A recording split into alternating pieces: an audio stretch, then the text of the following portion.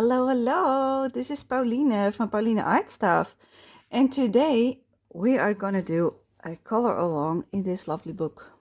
Tome 11, Le Grand Classique, Tome 11.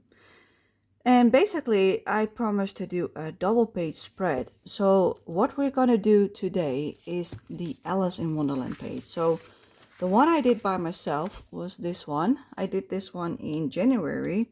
And it took me forever to complete because this page has so many tiny details. It's unbelievably detailed. That was literally the first one that I tackled that was this detailed, and I did not like it that much, to be fair. So I thought I might have made a mistake buying this book, but I'll show you the back. So if this is you, I don't want to see the back, blah, blah, blah, blah, blah. Maybe you should just either just don't watch or skip on until I no longer show stuff. So this is like the one that I just did. So I already picked out colors for these two. So those we can't do. But for this one, it's a double, as you can see, number 5, number 6. So this is the one that we're going to do from Alice. But the way I pick my colors is that I look at the picture, but also for the color swatches on the bottom of the page. So that is why if I say, like, if you don't want to see solutions, it's kind of hard because I'm flipping back and forth between this and that usually to see which colors I want. But this one looks pretty good with the printing. It doesn't look too dark, it doesn't look too light. Like if I would choose some colors lighter, I would be okay too, because you can see it's not like very dark. Sometimes it is, but in this one it seems perfect. So that means that I can just close that and go by these colors on the bottom of the book. But as you can see, there's 2 full spreads of colors. There's a lot of colors. So my first step was writing all of these down on a separate piece of paper. So that's what I did, which is this lovely page, or this lovely thing. I actually started with a different one, which is this one. And then I wrote down all the options and I was like, yeah, but I do want to check them, like to see if I made a good choice. So that's why I made this one. So I just literally took a piece of paper from like my Fabiana, like from the coloring heaven or haven or whatever it's called. And I folded it in half and I was like, okay, let's write them down one more time with the colors I picked and swatch them out so we can compare them with what is on the bottom of the page. So that is what we're going to do right now. But first I'm going to show you how I got to these colors in the first place. So let me put this here. I'm going to zoom you in, if I can. Yes. And I'm going to show you these colors, just so it's a bit easier for you to see. But how do I start this process of picking colors? Well, as you can see, I've got a whole stack here with swatch sheets with all types of colors, but these are like the Languo gel pens, all of these. So I've got all of them as far as I know. Maybe not, maybe I do, I don't know. Then I've got my Guangna brush marker swatches.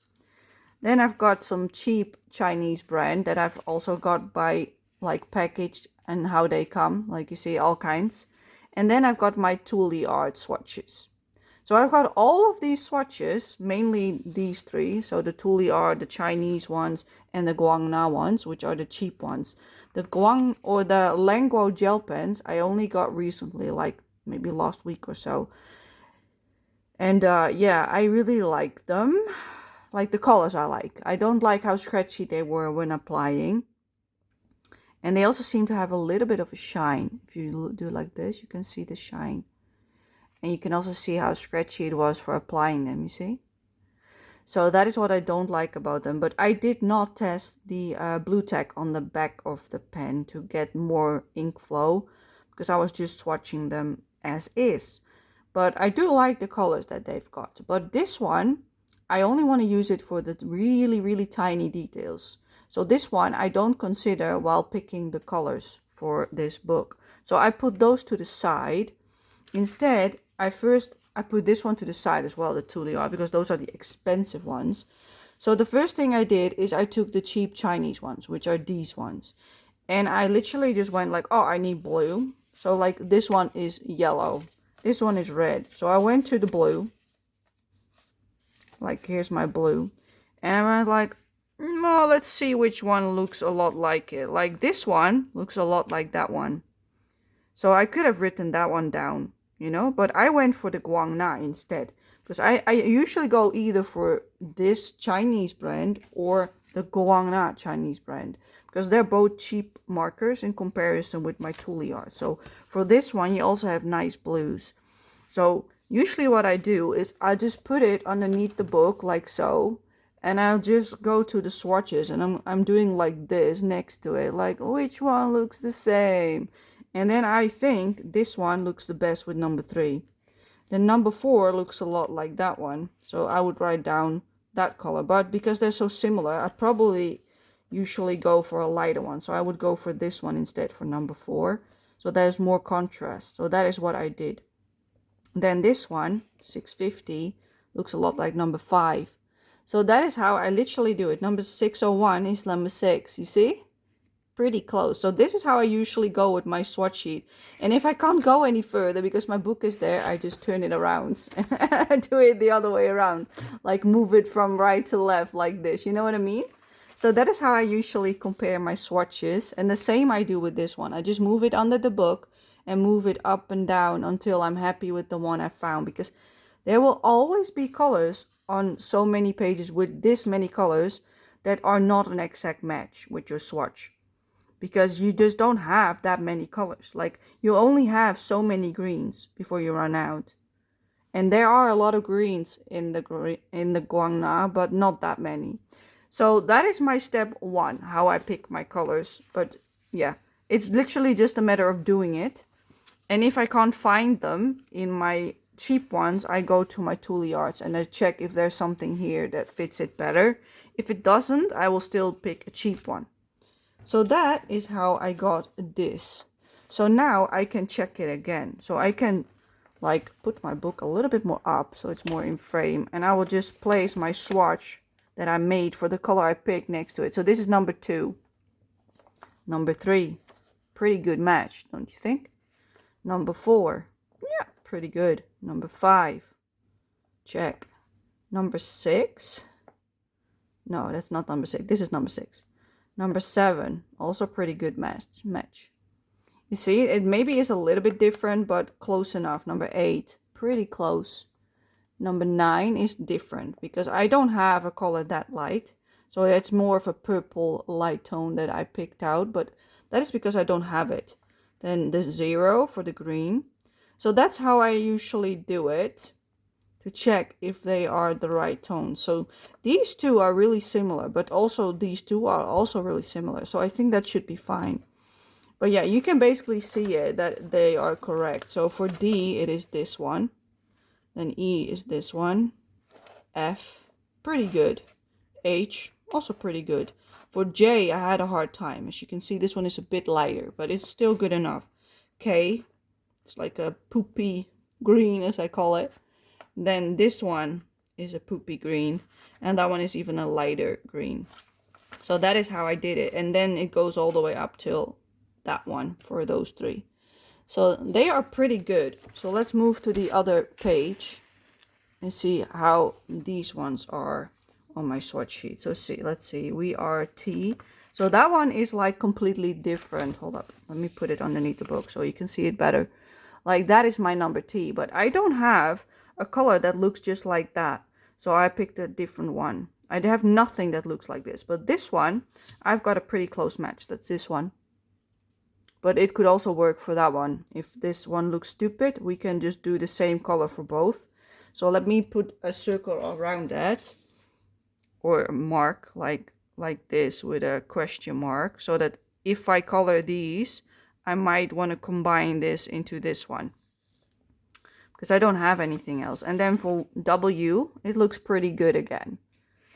Then this one was also a tough one. So I've got more of like a yellowy tone instead of a salmony tone, because I just don't have it. Same with this one. You see, I've got 2 options, and this one is more orange and that one is more muted. So both can work, but I think I want to go with this one. So that is how I circle it. If that is closer, I will go with that one because it's a bit darker than this. So I'll go with that one. Same with the Z. I've got 3 options, as you can see. 1, 2, 3. I picked the middle one because that is the closest. So when I am in doubt, I swatch 3 colors and I'll pick then afterwards. Then we've got the next one, which is this one, that tone, pretty good. And the same with this one, is also pretty close to that one. So yeah, when in doubt, swatch out what you picked. Like for the skin, I definitely have different colors. You see, I had 2 options, like a really light pink or that one. But my skin tones, I want to use my cheap ones instead of the really expensive ones. So I think I would like to go for these ones and not for the yellowy one, because this looks pretty good together as skin tones. So those are those 3 colors. Like, let me flip up the page actually, just put it in between. You see, they're pretty good for a range, but they always pick something that looks like this for skin. So I just did them a little bit lighter, but it will still work because this one actually looks like that one. But I don't have one that is darker, that is that tone. I just don't have it at all. So that is why I picked something else. So they're like not the same. So now we've got this one, pretty good, you see. Then the next one, let's see, that is not correct. This one is that one. Yes, I was already looking. This is much darker. But this one I've got 2 options, as you can see. Even more. But I think this one is good enough. So I will go with that one. The red is this one. Just a basic red. Probably a 2 yard or something. Because I don't have a lot of real reds in the Chinese ones. For this one, I've got 1 option. So that's good. For this one, I've got 3 options. You see? 1, 2, 3. And I think I like this one the best. The last one in the line. Because it looks the most pink. Then that one I only have 1. Perfect match. The lighter pink, the same. Pretty good. Pretty close. Then we go to the darker purple. I don't have that many options. So that one is pretty good. With this one, I've got 2 options. So, but this one looks more pink purple. So it should be in between these 2. But it's just not yet. You know, not really. So I am leaning towards the lower ones. These ones. Because it's more pinky. Instead of the more purpley ones. So that is why I go for these 2 tones. They're pretty close. And then the last 3 are purples. As you can see, I've picked two different ones to see which one is closer, but they could both work. But because this one is pretty close with this one, I probably will go with that one instead. And that is how I check if I picked the right colors. So this process of picking colors can take hours if you're not careful. Like it can take forever. So what I always like to do when I start on a book is I'll just go through the book in order, and I just make my swatches, put them next to each other, write it down per page. Usually I write it underneath, but because there's so many, I want more space to write because I need more options, you know, because there's so many. So that is how I usually do that. Before I even start, I start color matching and write it down for a couple of pages. So like say 5 or 2 or 3, depending on how much energy I've got. And once I've done that, I can just color whenever I want to, because this is the work. Once you've got your colors, it's pretty easy. You know, you just have to color. That is it. This is the thing that is hard for most people. But with this one, I went a step further because there are so many colors. I was like, yeah, but what if I've got a teeny, meeny, tiny space, like somewhere in here maybe, that like, you see how small? Like this one is not that bad, but with the previous page that I did with the Encanto house, it was terrible. But say there is a color that has an eeny, meeny, tiny space, and I can't do that with those Chinese ones, then I would like a gel pen. So what I did was I took my swatches from my gel pens. And I just went like, okay, I need blues. So I used these ones to match them with my pen. So I went to the blue. Let me find the blue. Where is the blue? This is a blue. So, and then I just went color matching. Like which one? Like that one is closest. So I written down, because I gave them names, as you can see. So blue 9. So I written down blue 9 for the gel pen, you see? The Langro gel pen, that is. And I did that for all of the colors. And these are the names that I given them. I also marked all my pens with like a little bit of tape, written these down. So the blues are like numbered like this. But the dusty blues are DB with a number. And that's what I did for all my swatches, you see.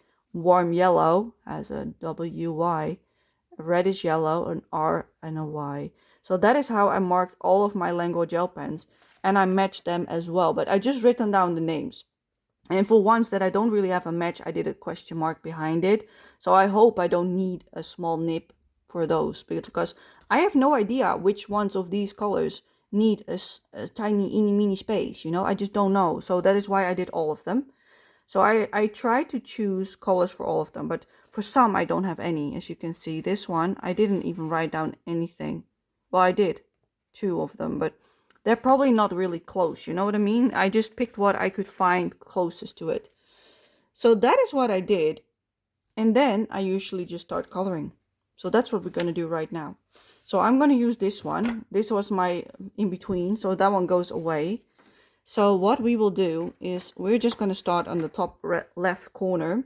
I've got my cleaning tissue paper and my swatching paper for seeing if they have a nice ink flow. And we're just going to start. So I will move you in frame, hopefully. And I'll have to see if I've got all my colors right here, because like some I do and some I might not. Like I picked out all the guangna in this little box. Let me zoom you out so I can show you this. Like I pulled them all out of my storage like this. So I've got all my guangna here. So what I usually do before starting is lay them out on my desk in order of the book. So on the order of the book, I literally just stall them out like this, put them on my desk like this, all next to each other. Just like that. And then I've got my whole desk full, like literally like filled up with all the colors basically. So that is what I'm gonna do right now, because otherwise I've got no clue what to pick. So they will be out of view for you guys, but for me they will be in order of my swatch sheet basically, because it's so much work. So what we have now is this. You see? I got them literally laying like this. Normally, when I have a lot of colors, my desk is full, completely full. So that is how I usually collect them in this box, and then I put the box away, and they are all on my desk above my desk mat. So I can put my book right on my desk mat like this. Then I've got this one, which I usually place on the other side when I'm working on this side. And then this I usually put to the left of me. So all of these can move right now because I don't need them. So I'll put them in my box like this. So they're all safe and sound, all next to me. And then we're gonna have a look which is the first color. So I literally just look in the top corner and it says a B. So that is a green. So let's have a look. It's a guangna. So I don't have to pick anything else. So you can see like these ones are the cheap Chinese ones. So everything like this is a Touliard. So there's 2 letters. So this is also a Touliard. So that is how I recognize which one I need. But for some, I even have 2 names because there's 2 options in my Chinese brand that I've got. So that if one runs out, I've got a spare option basically. So yeah, that is how we're going to do it. So we're going to start with B, which is 796. So I'm just going to grab it from my markers on the side, which is this one, 796. And we're going to shake it and we're just going to start. So I will have to zoom you in, but I don't know how handy it will be because I need to zoom you in because it's detailed. So let's move you closer. Let's see if I can move the camera up a little bit because it is really unhandy for me to have it all against my tummy. And I will also move the book a bit sideways for more space with my hands. And then we're just going to start. So let's see if I can do this on camera because it might be a bit difficult for you to see. Let's see if I can pull the light a bit closer. I'm going to color from this side because otherwise you're not seeing anything. But yeah, I don't know. We're just going to go and see how it goes because it's difficult to film this. But I always say take your time because this is a slow process because it's so tiny and detailed that I'm just going to take my time. Because this is how much time it will cost you as well if you're coloring it with me. So I'm carefully going around the lines. But I literally dab it on. Like you can see, I don't do real big strokes usually because it's so tiny. So next to the lines, I'm being real careful. So let's see, this one is B, that one is B, but there's a D here in the middle, so I go around that one. Like so. It's also a bit like a puzzle, you know? So I'm trying to be careful so that I can still read the other signs, the other letters. Let's see, this will also be... So this is a pretty big space that I've got to cover in a second. There's a D in between here. There we go. Let's have a look. There's C over here. So this is where it stops. So this is still B, this is still B. And then that is C. Okay, good. So it goes like roughly like this. And then all of this can be filled in all in once. So that is how I usually do it. I first mark out where it should go. And then I will do like big strokes like this. But I will go over it a few times with the Chinese markers, because otherwise it might become splotchy. But if you just do like dabbing like I did there, it is already thick enough usually. So that is what I usually try to do. Not make too many strokes. So I'll just dab it like this. You can also see the B next to it on the right. So let's do more. What I also usually do is I'll take a piece of paper. Where is it? A piece of carton or whatever I've got, like this. And I'll put it behind it. Because now it's like moving every time I do stuff, as you could see. And there's my numbers for the other 2 pages. There we go. And I'll just place it in between. And I'll clip it with a little clip on the top, like so. And then it will stay put, as you can see. So that is what I usually do on both bottom and top. But because we're only working on this side, I'm doing it only on the top today. So yeah, this is how it starts. And it takes you hours to finish a double. Just keep that in mind. Like even doing one page like this detail takes like a long time. This is C. So it stops right here. Then we go around it. We go all the way till there. But there's another D. Come on. So this is not easy, as you see. You really have to pay attention with a page like this. So if you're like, nah, this is way too intricate for me, then don't go for the expert level books, because this is an expert level. Same with Princess Tome 2. That's also pretty intricate. It's considered a difficult one. But for instance, the Grand Classique Tome 1, like the first few tomes basically, I think up till number 7, 8, I think. I don't know exactly when they stopped making the easy peasy ones, but the easy ones were like the earlier books that came out. Like these days, they make a lot more difficult ones like these. But there's definitely a difference in difficulty level, because this is what I consider difficult. So if you don't like to have these eeny meeny tiny spaces, then look for older books, or the newly released special debutante, they called it. So it's like also a tome, but it's called Special Debutante. It has Mowgli and Baloo on the front for tome 1 from that series. Oh, that's also B, by the way. So I can continue coloring. And the tome 2 of that same series is also called Special Debutante, but tome 2, and it has Jasmine with a purple dress on the front. Those ones specifically were made for beginners, but also for people who don't like a lot of colors in their pictures. So if this is like, yeah, no, this is way too much, then you could have a look to those kind of books, because they are specifically made easier with less colors so that beginners can use them to practice. But if that is your preferred style, then you might love them as well, you know, like, because they are really colorful but simple. There's a D again. Let's go around it. So yeah, you just have to take your time with these. But if you're like, nah, hell no, I'm not gonna do this, because you can already tell that we're now 25 minutes in. But picking out your colors already takes you at least an hour, or not 2, if not 3, if not 4, depending on how quick you are with them. And then you still have to grab all of them out of your storage system. So before you can color, you already spend a whole afternoon basically. All of this is B actually, this whole section. So I can just move my pen like this all the way up till here.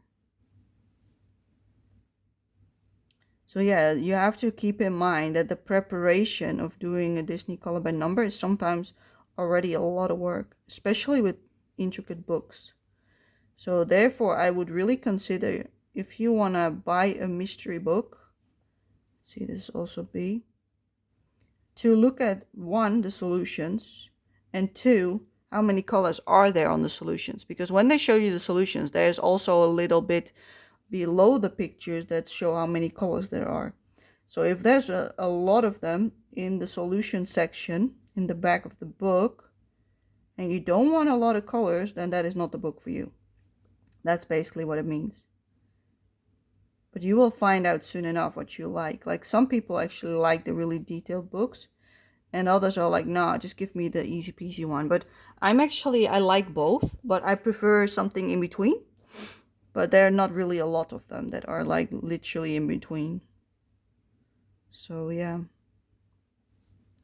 There are some new ones coming out that look like an in-between. Let's see, what is this? This is B.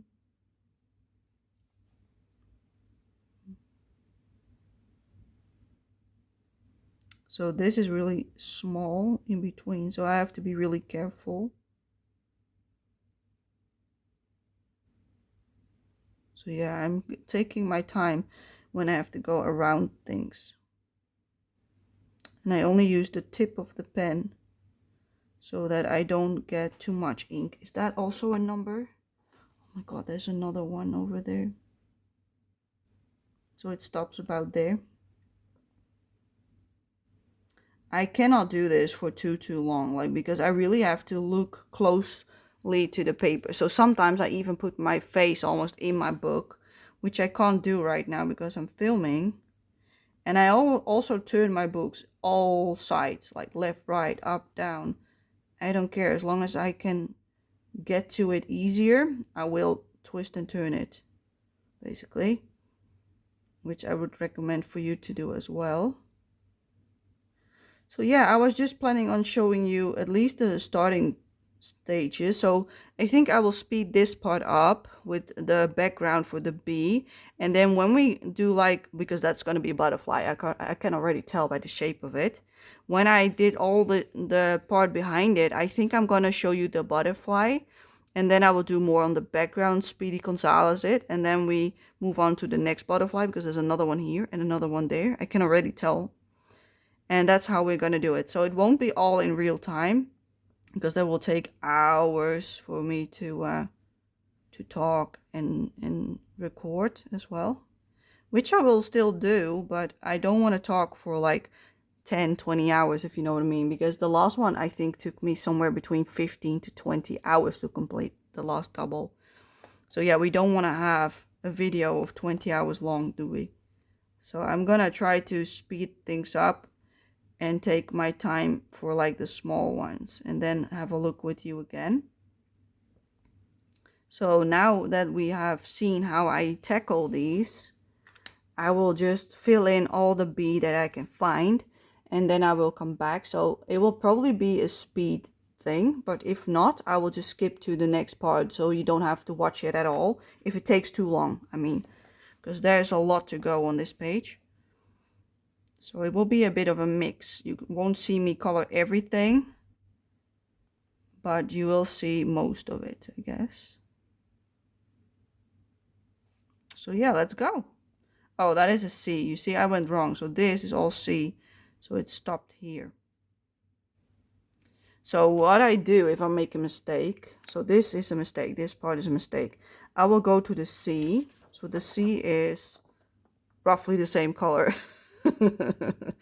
795. So I'll take the 795. But if it's a completely different color, what I do is I usually go over it with the right color straight away. But You see how close that is? It's not even visible that it's a different color, I think. Interesting. Well, let's keep going with the bee then.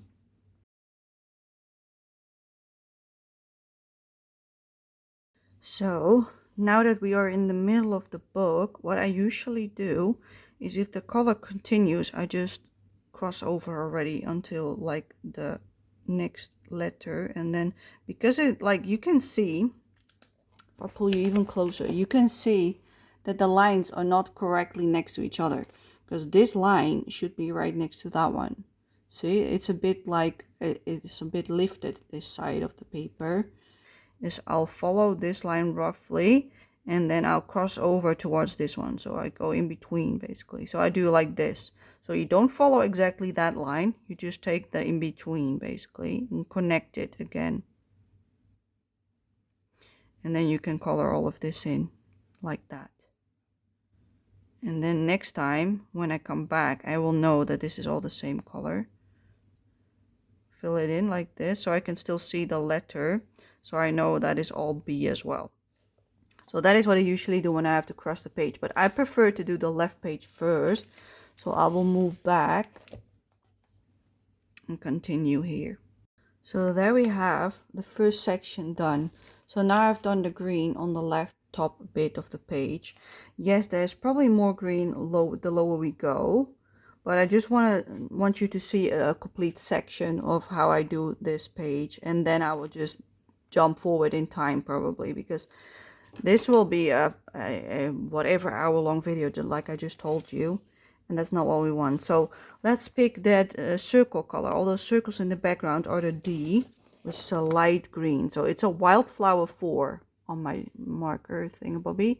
So that is a Toolyard. So I will grab that one, which is this lovely color. So Wildflower, WF, and then, excuse me, number 4. So that is what that means on my paper, Wildflower 4, in case you're following along. So I will shake it, clean it up, pump it, and so I can use it. Alrighty, so it's ready to go. And we can fill these little dots in. So yeah, I usually just try to finish a section before I move down.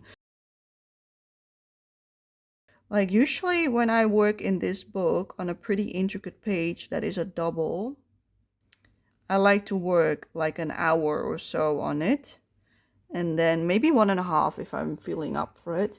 And then I'll usually have a break and I'll continue, say, the next day, and I do another half an hour to an hour or so. So that was the Tooly art. So let me put that in between my markers. Now that I've got it, I put it there next to my swatch sheet. Like I placed it in between these two colors on top of my desk over there. All right, so the next color is number C, which is this one. So let's have a look. Number C is 795, which is pretty close to what's the other one. So we might not even see a difference between them. So let's have a look. 795 from the Guangna. I have no idea if the difference will be visible once it dries up. I like to hold my book when I'm coloring it as well, to have a steadier grip on the paper. So here we go. So that whole section that is wet now is a different color, but maybe when it dries it looks different. I don't know. I hope so, because otherwise it's all for nothing. Like I also see a section of B over there that I missed. And this will happen throughout the page, that you're missing spots and that you might have to pull out a pen again and again and again. It's just the way it goes with pages this intricate. Yeah, there's definitely a little bit of a change in color between the two, but it's ever so slightly. There we go. I see a few small dots that have not been completely covered.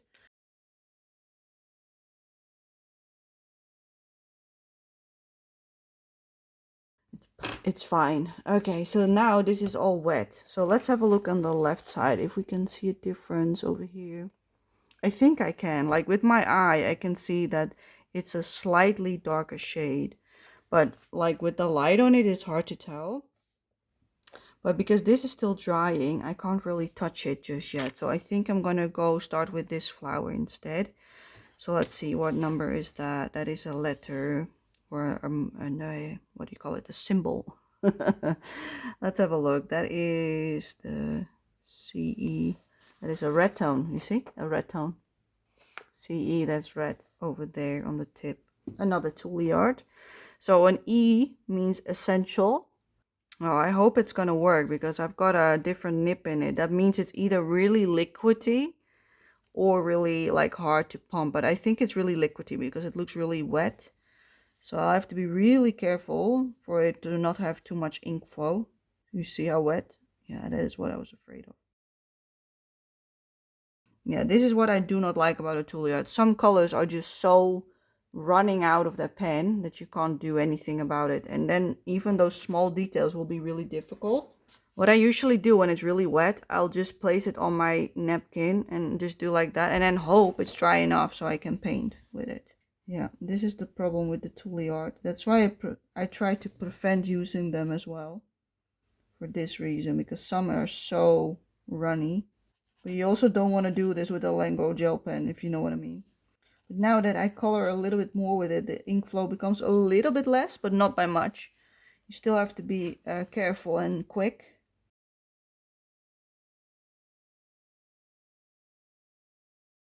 Well, I'm glad and not the eeny meeny tiny spaces like I had with the previous page that I did.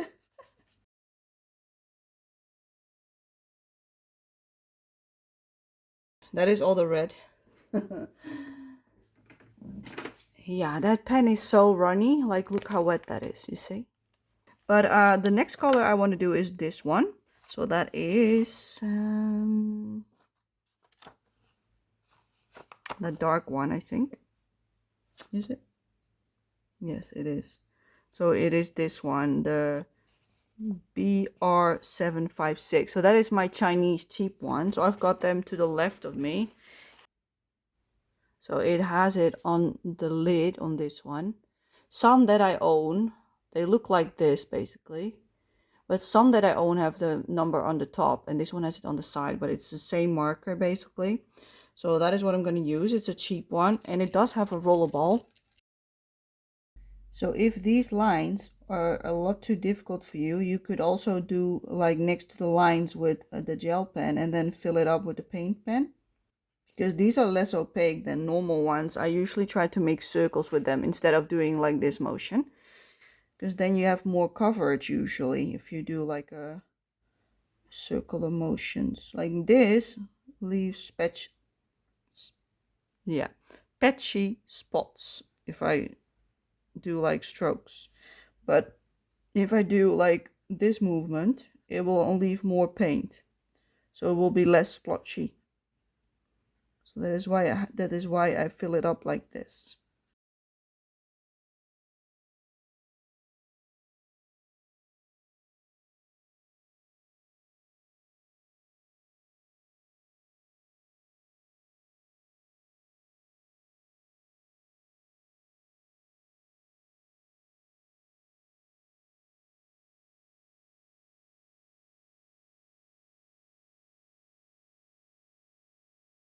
And that is that color done. And then we have one more color left in the flower. Let's have a look which one that is. I will put this one back so I don't lose it. Let's see, it is two circles with that one. That is the one. So 779 from the Guangna. Yes, 779 from the Guangna. So that is this color. It's a really dark color. So let's finish it up then. So we're going to start in the top left again. So I have to be a bit careful because that might be still a bit wet. This one is also really juicy, as you can see. So that might be a bit difficult. Let's see. That is dry. Okay, I can put my hand here. And there we have it. We've got a flower. Gorgeous, isn't it? But yeah, this is not that detailed yet, but you can already see how long this takes. It takes forever because you have to be really careful next to the lines because they're so thin. So let's do the butterfly because this needs to dry. So I see a Y on the outside, which is this tone. I want the M5.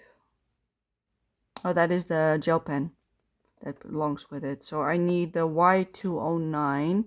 That means it's in the yellows, I think. Y209.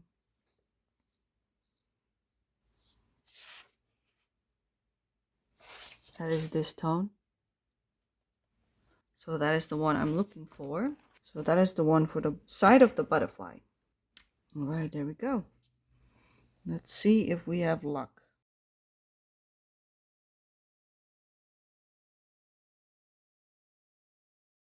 There's also some on the other butterflies. Let's also do those.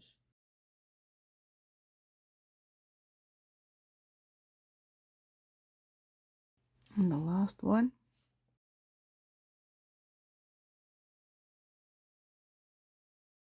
Okay, that is the first one done for that butterfly. X is the next one. That is a guangna 656, which is this lovely color.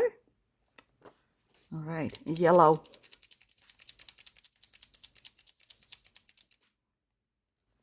Alrighty. This might be a lot juicier than the one I just had. Depends on the pen. Oh, no, this is not too bad. Some of them really overflow.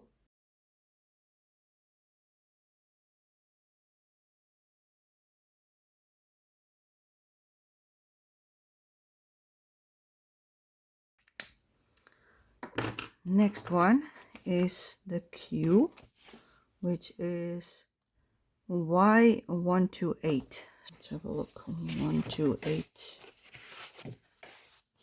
Y128. So that's the second one, which is this one.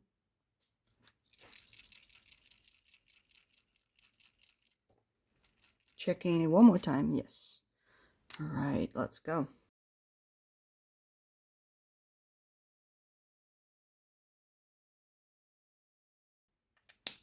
That is that one done.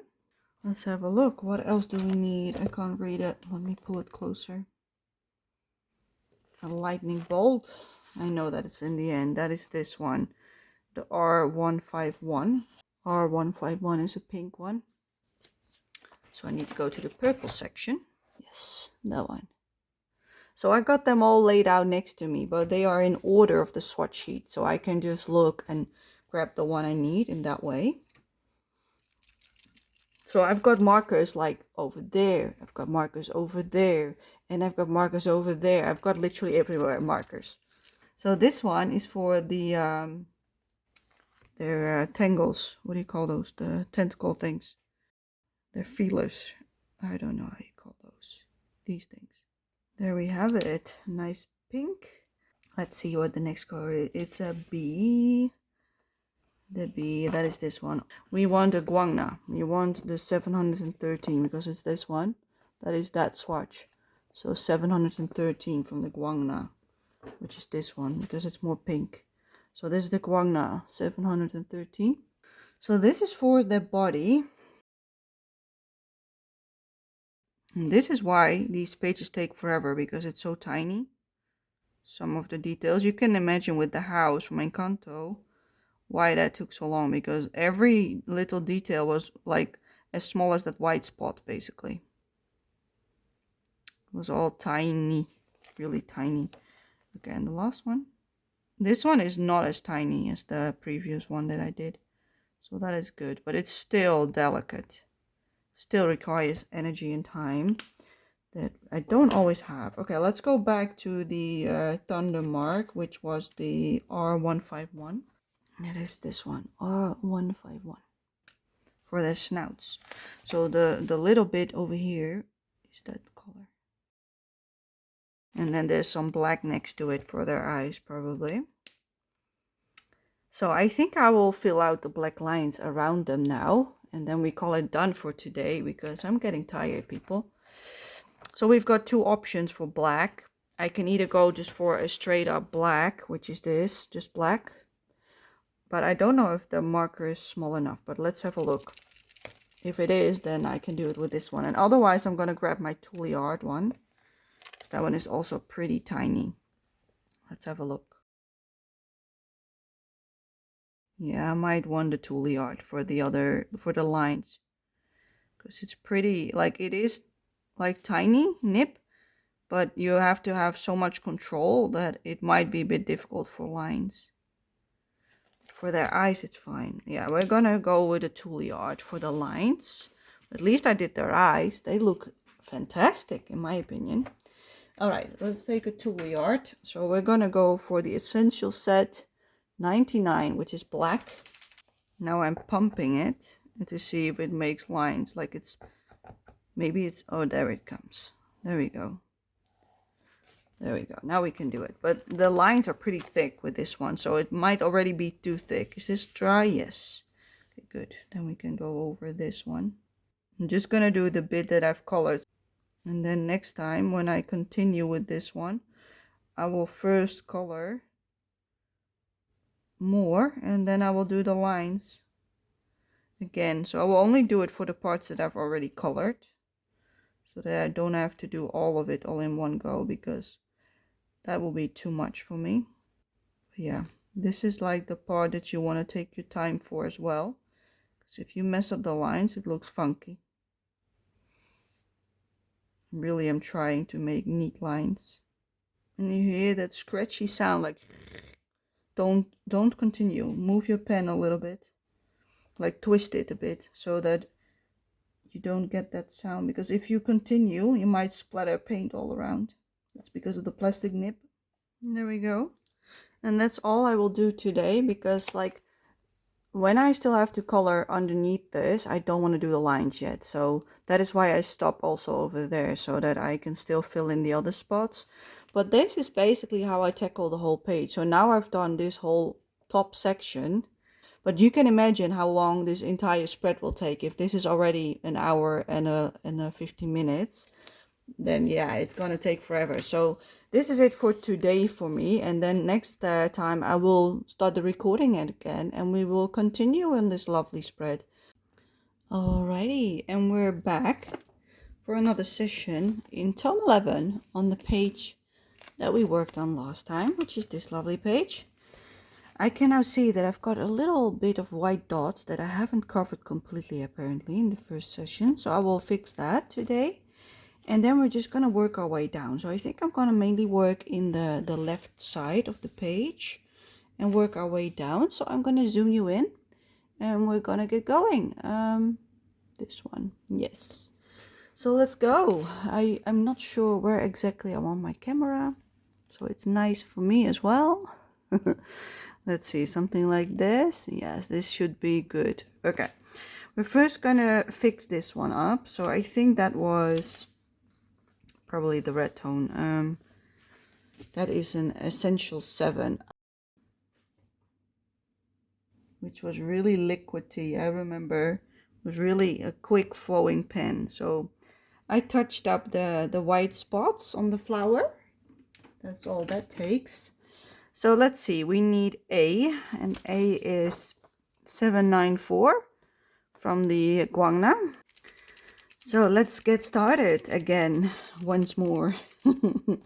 So I have no idea how I want to edit this, because it's going to be a hell of a long video. So I've been seeing what works best for this kind of video, and I have no idea just yet, or if I need to split it up in multiple sections.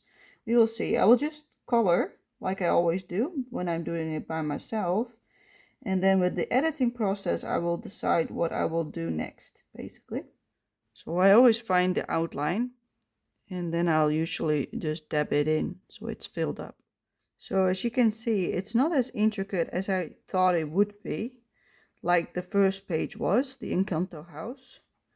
So depending on how fast this goes, it might not be a 15 to 20 hour project, if you know what I mean. Because that's how long the first page took me, somewhere between 15 to 20 hours. So it was a very, very intricate page, that one. But this one seemed to be a lot better so far, which is good. But yeah, as you can see, I'm just looking for the A symbol all around the page and just slowly filling it up. And that's how I will go all over the page. But if we get to a part where it's like too tiny to do it with this, then I might change to a gel pen instead. I think that's everything that I can see so far on this section. So let's switch to the, no, I first want to do this little chunk over here. So the first number is Z, which is the 776 apparently. That's the one I marked. So it's a brown. As you can see, I don't shake a whole lot, because it's not that necessary to shake it like massively. Like this is already enough. Let's see, is there more Z? There is some over here.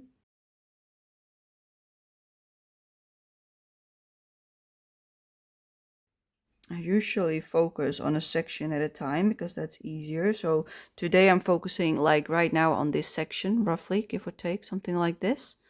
Maybe a little bit more, maybe a little bit less. I haven't decided just yet. But yeah, I don't see any more for now. So let's close this one. Let's see what the other color is. It's an swirly thing, this one. So I only have a Tule art for this one, a skin tone 18. Yep, perfect. And let's go.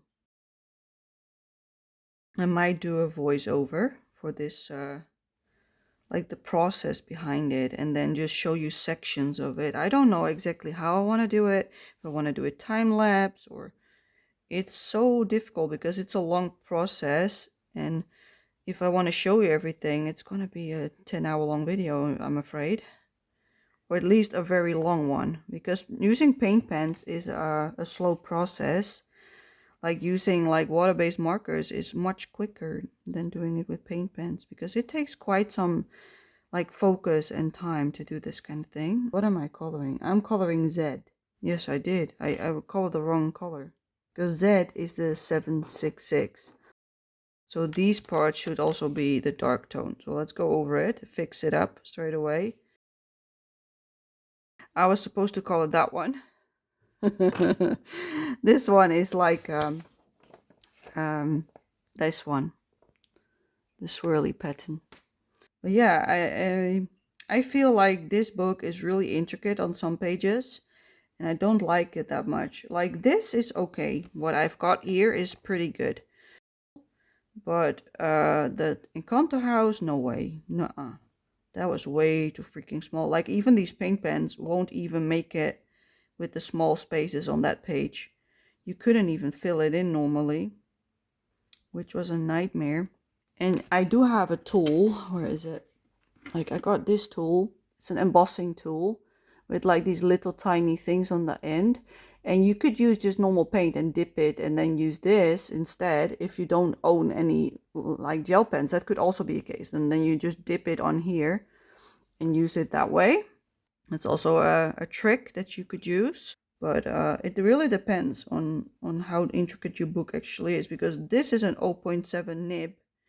And it is usually fine enough for most of the things that I do. But in this book, I've had some trouble. So I think that's it. A B, which is a 796 from the Guangna, which is this lovely tone. But yeah, as you can see, it's just a slow process. I have to be careful not to put my hand in the wet pen. But once you finish a page like this, it's so worth it. All the effort that went into coloring it every single minute, hour, is worth it for the results. But if I have a choice, I'd rather do the somewhat more simpler pages instead of the really intricate ones. And that is something you can only find out by actually doing a book like this, that like the really intricate pages are just not your cup of tea.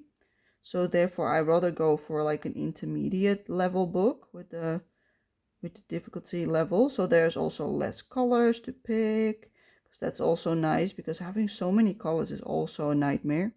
So let me know how you feel about a video like I decided to make. Like, do you like the time lapses? Do you like me to jump forward in time and not show you like the time lapse? Or what do you prefer for a color along? Like for a big page like this, what do you prefer? Because usually I do everything in real time. But maybe for a page like this, you prefer having like a sped up version, or maybe just like, I did all the outlines, now I'm going to fill it in, and then poof, we're done. What do you want, you know? Like, is that something you would prefer over what I'm doing right now with the time lapse?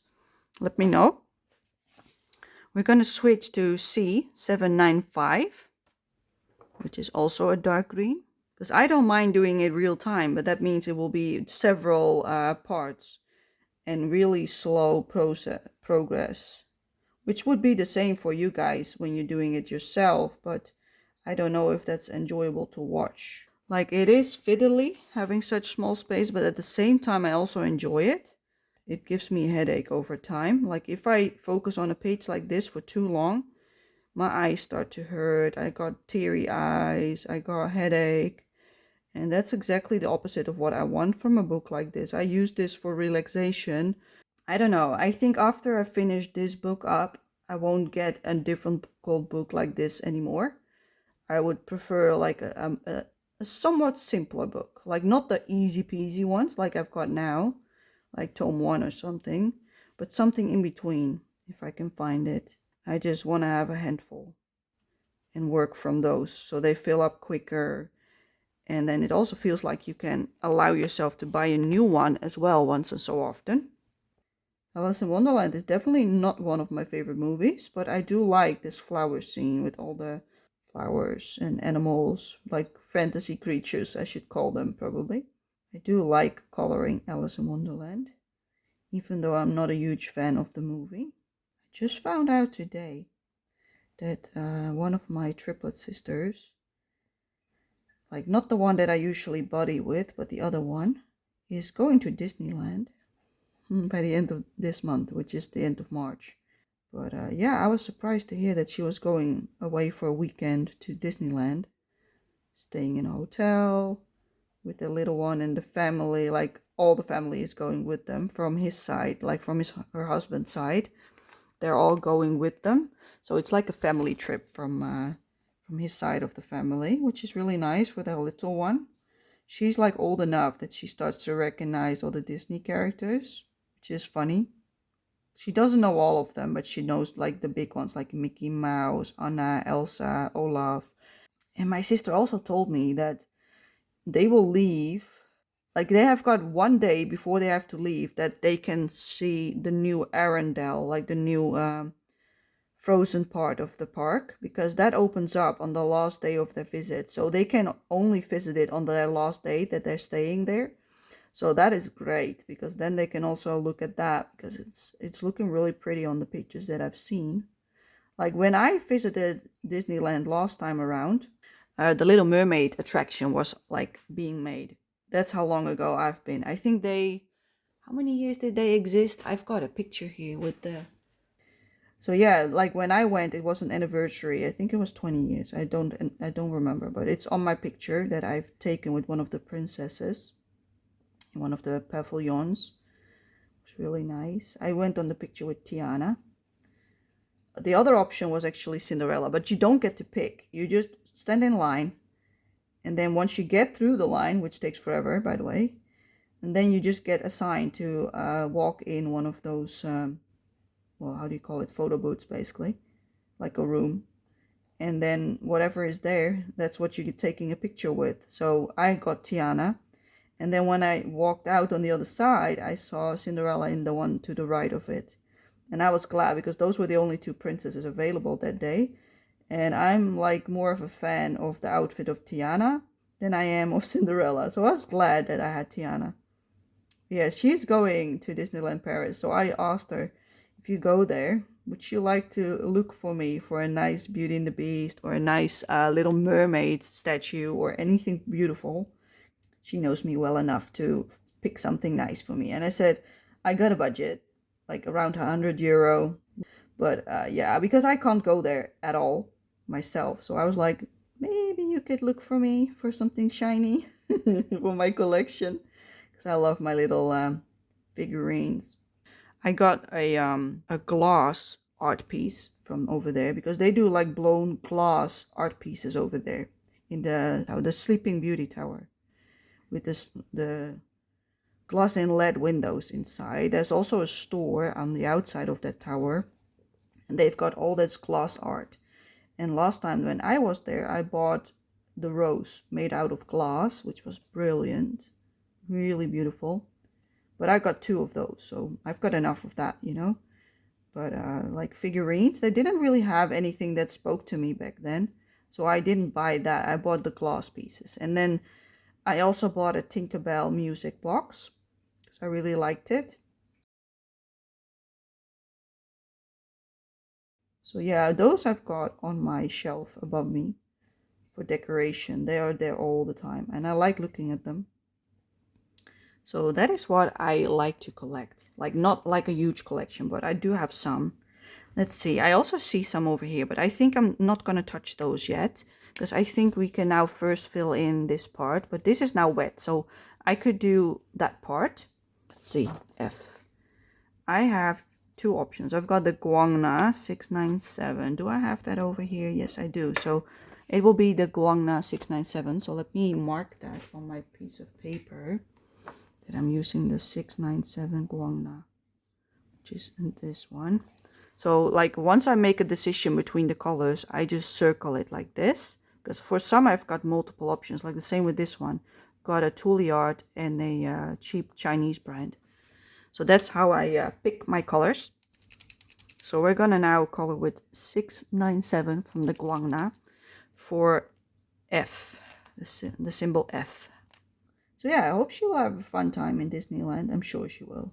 It's always fun, you know, going to those parks, but for me it's not physically and mentally possible anymore. It would be too much on my body and my head. Like I would probably get a seizure right there if I get there at all. I think that only that one and all of these are also F. So I heard there was a new Disney movie coming out soon. And it's about this boy who's hopping into a hamster, I think. Like they're transferring their minds into a body of a hamster or something like it.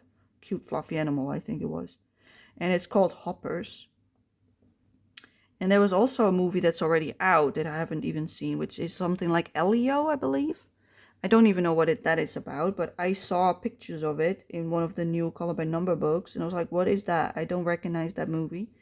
So I think I should put my Disney Plus on for like a month or so in the near future, so I can watch all those new movies that I haven't even seen yet. So the last one that I watched, I think, was Wish. And I also haven't seen Inside Out yet. I haven't seen the Elemental, I don't know what it is called, those ones. And I know there's also Inside Out 2, like a Zootopia or Zootropolis, I don't know what you call it. That one as a number 2, so I would like to watch number 1 and then number 2 again, like so I see both of them again. So I think I have enough movies right now on Disney that I would like to watch, so I could do like 1 month and then cancel it again. Because so if I have enough to watch to make it worthwhile for a whole month to pay for it basically, then I'll put it on for a month and I'll watch all of it and then I'll just cancel it straight away. And that's what I usually do with every streaming platform. But I haven't had it on for quite a while now. I think last year, maybe in the summertime, I think was the last time I had Disney Plus. Because of the Star Wars series. And that's also when I watched Wish. That was nice. Like, it's not the best movie because the plot is really weak. But it was visually pleasing. But it was too, you could expect what happened, basically. That I don't like. I like it if it's more storyline, basically. Okay, so now all of this is wet. So I will have a little break and then I'll come back to do this. All right, and I'm back. It's now dry, so now we can do some on this flower. And this symbol is this one. So it's a purple 743. So let's see, that's this one from the Guangna. Get the lines and then I can fill it up. That's a big chunk. All in one go. We're going further down than I thought I would. But that's okay. I usually let the page decide where to go. Like if I see the color nearby, I will color it. But if it's like too far away, I won't. I'll leave it for the next session.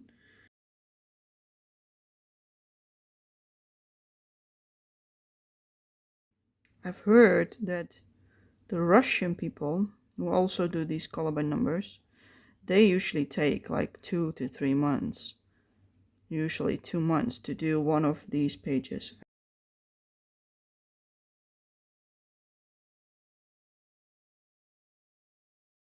But yeah, they take like 2 months to color this in also small portions of time, which makes sense because it takes hours to do a page like this.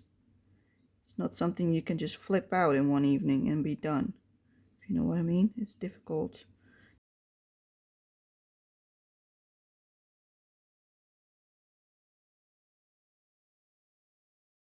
And you have to really focus on where to color or you'll mess it up with this one, which is also taking more energy than just the easy ones, you know, from Hachette Hero. So that also matters for me. Like I just told you, like I would prefer to do easier ones than this. This is not something I'm up for every single day. Like usually I use my Disney for when I have a bad day. So then this is not a good thing to do, you know? So this one I only do when I'm feeling actually well, which is actually defeats the purpose of having this stuff. I only had it because of my bad days. And now I also have difficult pages. Like what was I thinking of buying this book? Because I like the pictures, that's why. I still do. I still love the pictures. They're so beautiful. But the process of making them is a lot harder than I thought it would be on these particular pages. So yeah, no more from me for this type of book. So tome 13 is about the same difficulty as this one, tome 11. So that one will not be bought by me.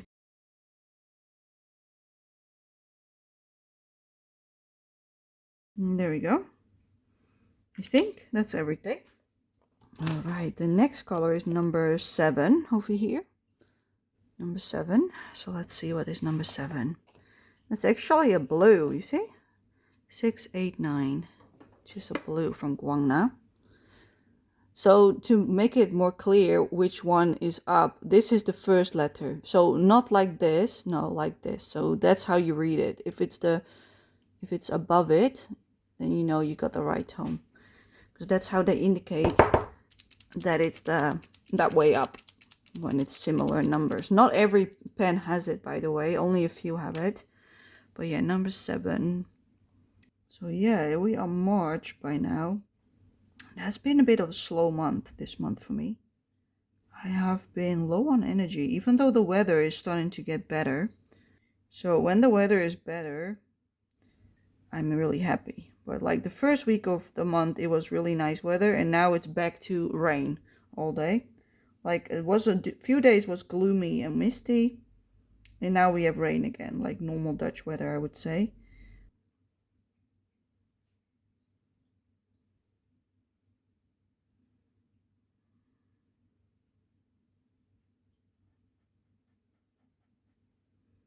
So I've been busy recording color alongs for you guys, and I've also been busy doing some card making, a little bit of diamond painting, not much, but I did do some diamond painting for the Randall Spangler event, which I really enjoyed.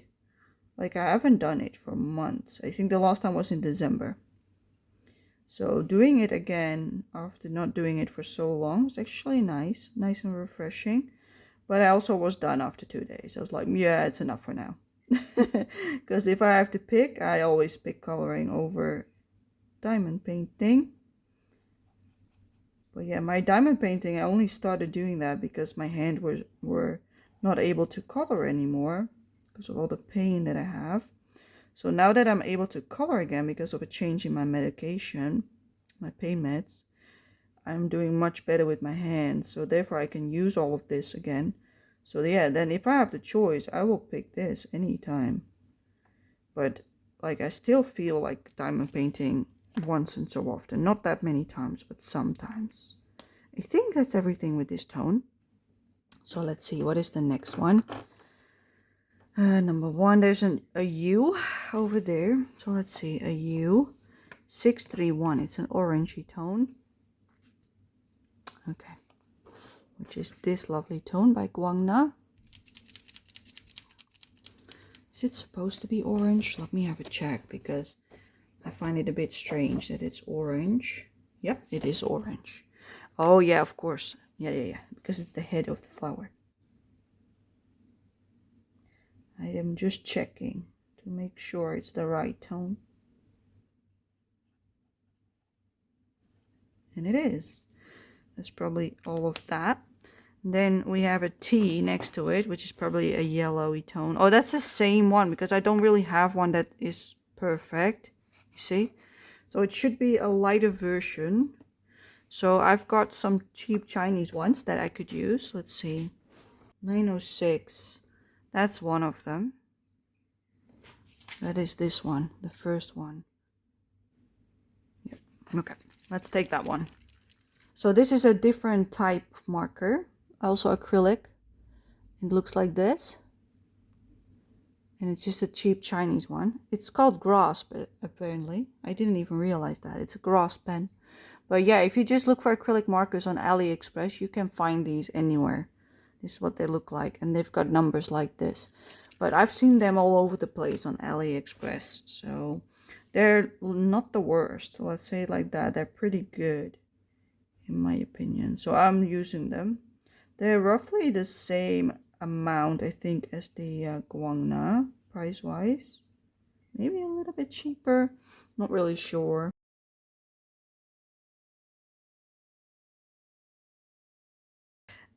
This is all the same. Let's do some on this one. So let's do this symbol, which is probably a purple. It's this one. So I got 613 circled around. So that's probably one of these darker ones. Let's see. Yeah, it's a dark purple. It's this one. So I should also circle that one. There we go. So this should be darker. Yeah, it is. Okay, good. It's sometimes so confusing having so many symbols. But this works great. Always start with the outlining, and then you can just fill in the rest of it. That's how fast it goes. Okay,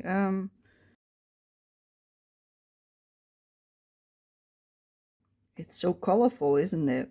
I love it. Like, the more I get to see of the picture, the more excited I get to finish it. The more eager I am to work on it, basically. Then I just want to keep going. Even when I'm tired, I still want to do it, but of course I don't, because I need my breaks. But I just have so much more motivation once I see everything starting to show up, what it's gonna be.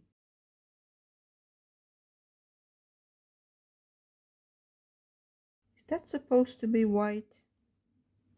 Because there's no number on that section. Let me check. That should have been the other color, the 743. There's just no symbol on it, which is fine. I'll fix it up for us. Alright, back to the 613. It's a different one. There we go. I think that's everything with this tone. I believe so. Let's close it.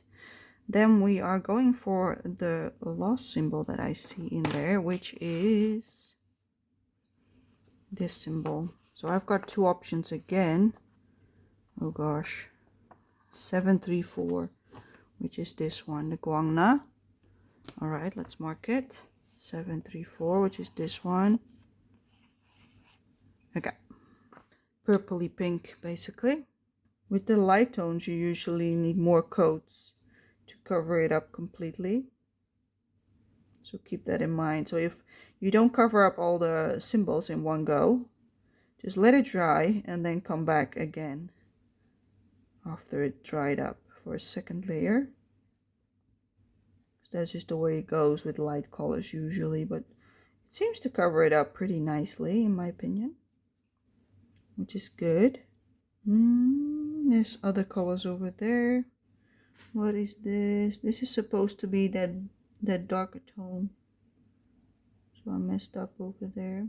Okay, let's go back to the dark tone, which is the 613, which is this one. to fix this a little bit because I missed it. And there we have it. That's that section done.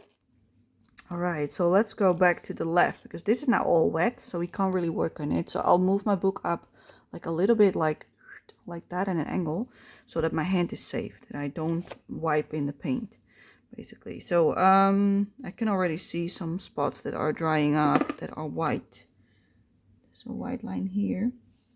There's some white dots over there. And also in the lighter tone, I can see some dots. So let me fix that while I see them. So yeah, this happens because it's so shiny when you're painting that you only see it once it dries up. So we have the F again and the C. So we're going to do the C first, which is 795, which is this one by Guangna. So yeah, we're doing quite a lot more than I was expecting because I was only expecting like maybe that section, remember? And now we've done all of that as well, all the way up till Alice. I think I'm gonna leave Alice till last. Do everything around her first and then finish off with Alice. I'm also gonna have a little break in a second because I think we have been coloring for almost an hour, or at least it has almost been an hour for me. And usually I take a break after like 45 minutes to an hour so that my hands don't cramp up. I heard about the new Rapunzel book that there are actually 2 pages with literally 0 numbers. Nothing. Just lines, no numbers. Good luck. That's what I would say. Yeah. How bad can you have it? It seems to be a mistake that has been made in the past as well, but not as bad as this. But yeah, like I think they've got an editor at the end who has to check all of this stuff. I think like just like a proofreader for a book. I think you also have that for coloring books, like somebody who checks the edit and then says, yes, it can be printed like this, people, let's go. I think that one, the person who has that job, messed up. He probably had a bad day when he had to look at that file. They're also pumping out so many of these color by number books that, yeah, it might be just that the volume that they are trying to push out is just too much to actually do that job properly. I have no idea, people. I'm just guessing. But how? And then instead of calling them back off the market, you know what they did? They just let you download the file so you can print it off. Like, no thank you. I actually want a book with numbers in it. Thank you very much. That's why I pay for that book, you know. I don't pay for empty paper. No. But there are 2 pages without numbers. And they were actually one of the most intricate ones, like the castle of Rapunzel, for instance, one of them. And the other one is where she's baking cookies or glazing them, painting them, I'm not really sure. It's a good book.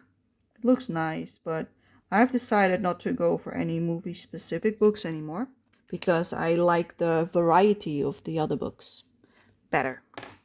All right, let's do the F as well, which is 697, which is this lovely tone.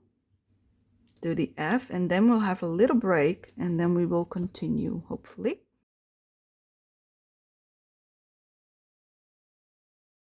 And that's the Z. Those are those dark tones. The F I'm looking for, Pauline. F. There's some down here. So a lot of plants on this paper, and I love it. And even if you go over the lines a little smidge, you will come back with the black for all the outlining. So it doesn't really matter that you mess it up a little smidge.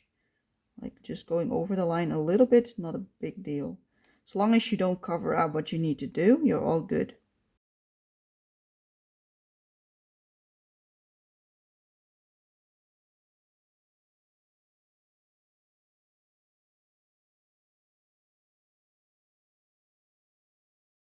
There you go. Any more? I don't think so.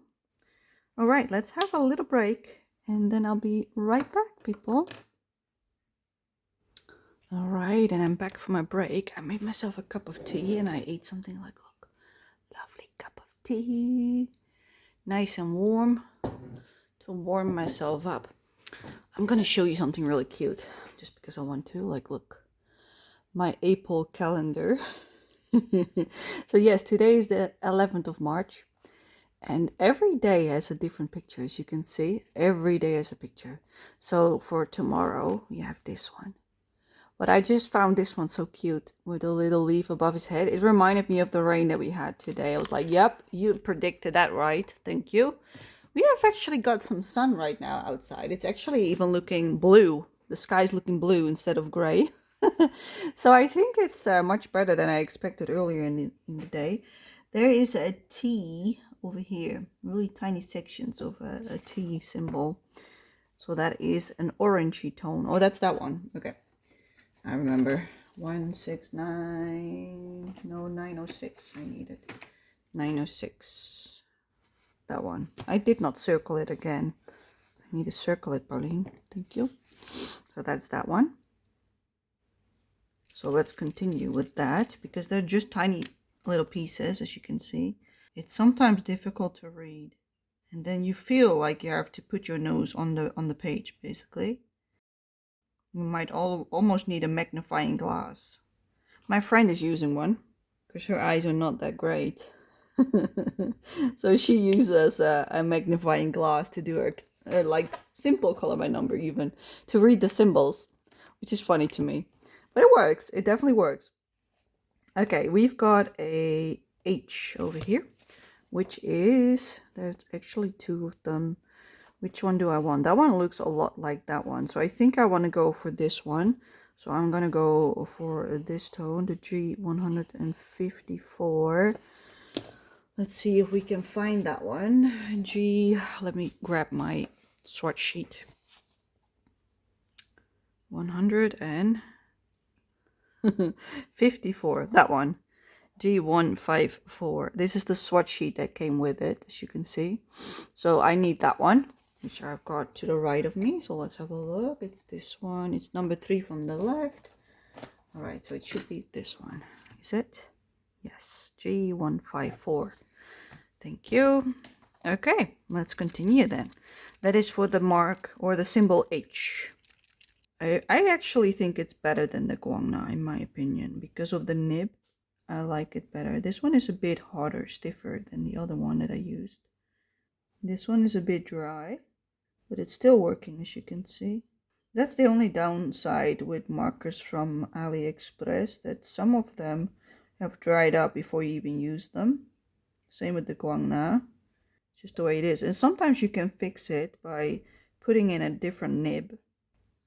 And then you can make it work again. Like also wash the old nib a little bit with warm water. That might work sometimes. But if that doesn't work, replace the whole nib. Then usually the pen will work again. But not always. Yeah, I'm just working my way down. And even if we get a bigger section done, that's just for the better. I'm planning to go for maybe 1 more hour. And then then I will be done for today for this. Because I also don't want to tire myself out with my eyes. So the moment I feel like I'm having trouble seeing it, I will stop. Yeah, this is beautiful. Look, that's another flower. The face and the little petals. I love it. It makes me happy seeing all these beautiful colors. Like, there's a lot of green, yes. But when I can pick up a few colors, I am so happy. We always watched Disney movies when we were still small. My mom used to record them on a videotape, and after watching it like for many times, like rewinding it, watching it again, rewinding it, watching it again, the RVS tape got really damaged. So every time we rewinded it to the beginning, the first 10 minutes or so, or even longer, like half an hour, was like complete snow. So the whole tape was basically damaged by watching it so many times. I had the same with my Lord of the Rings HVR tape. It just got damaged. So the scene in the beginning of the Lord of the Rings, in which all those goblins walk down the stairs, like, you know, the scene with Sauron. And that part, that whole first section where they're walking down the stairs, literally you saw like snow, like going like past the screen like this, like those lanes of snow basically on the screen. It was terrible. Like, I watched Lord of the Rings every year around Christmas time. And then we also got Harry Potter. So now I choose. Like I either go for Lord of the Rings marathon during the Christmas time, or I do a Harry Potter rewatch of all of the movies of them. So that is what I usually do around Christmas time, because you're usually at home, you have nothing else to do, you can't go anywhere because the weather's usually shit outside. And that's when I watch TV. All right, that's that one done. Let's see, what is the next color? We are gonna do that Z over here, which is the brown tone. Let's see, 776. See, 776. So that is the brown, this one by Guangna. But now that we have Disney Plus and all of that, we don't need those tapes anymore, luckily. But yeah, that's how we grew up. My mom would record it from the TV and then we could watch them because we didn't own any like real ones basically. That's that one. That one is the skin tone 18, which is this one, I think. Yes, from the Tully art. Skin tone number 18 for this number. I got a huge collection of like the classic movies, basically all the ones that came like around the 19th, like late 80s, early 90s. All of those movies like Aladdin, Beauty and the Beast, Little Mermaid, like the big ones from back in the day, the classics. I want the J, which is G687. So we have to look at this one. It's that one, G687. So it's the fifth one from that side. 1, 2, 3, 4, 5. It should be this one. Yes, it's this one. Good, let's go. That's the cheap Chinese one again. This one. So yeah, I've got all the classic movies on either Blu-ray or DVD. I usually watch the same movies over and over again, and they are on Blu-ray, so they do it anyway in that device. But I don't know if it, I think it also reads DVD, but I'm not sure now. It has been a while since I used the DVD. Sure, and I'm usually watching Tangled or Beauty and the Beast or Little Mermaid. So those are my favorite ones.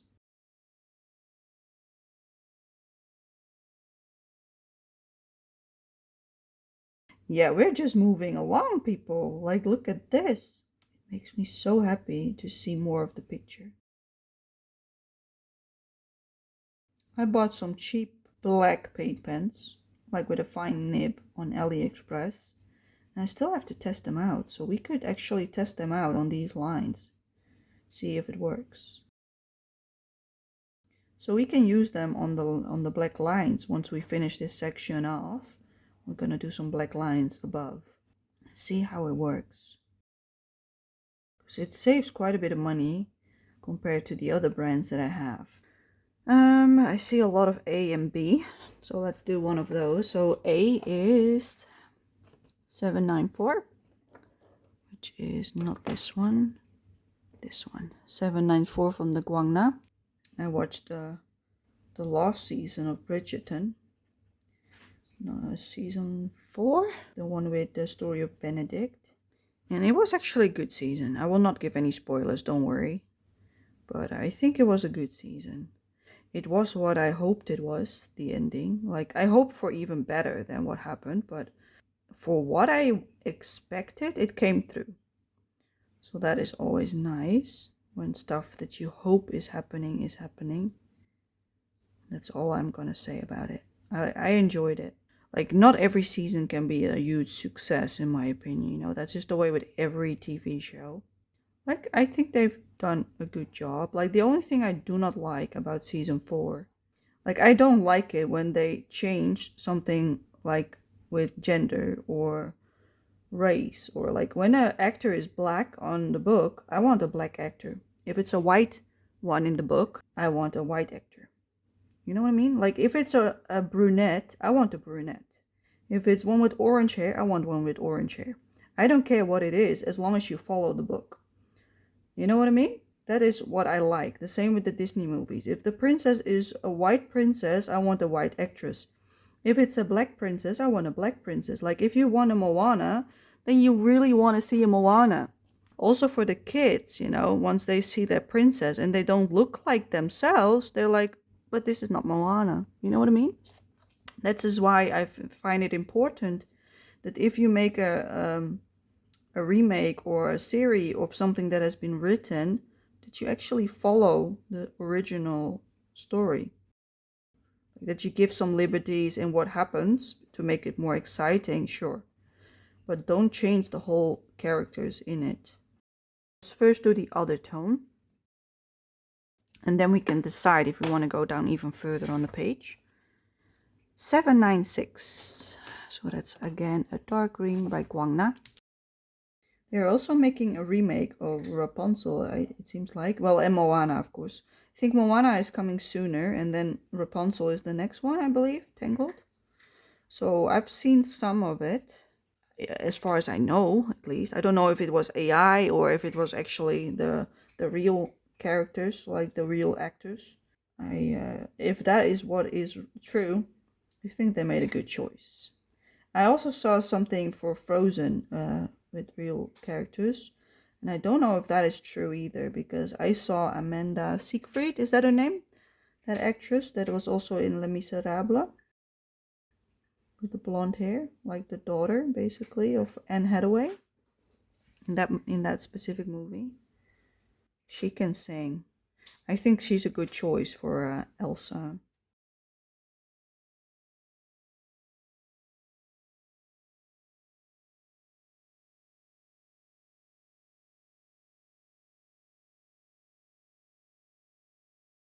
At the same time.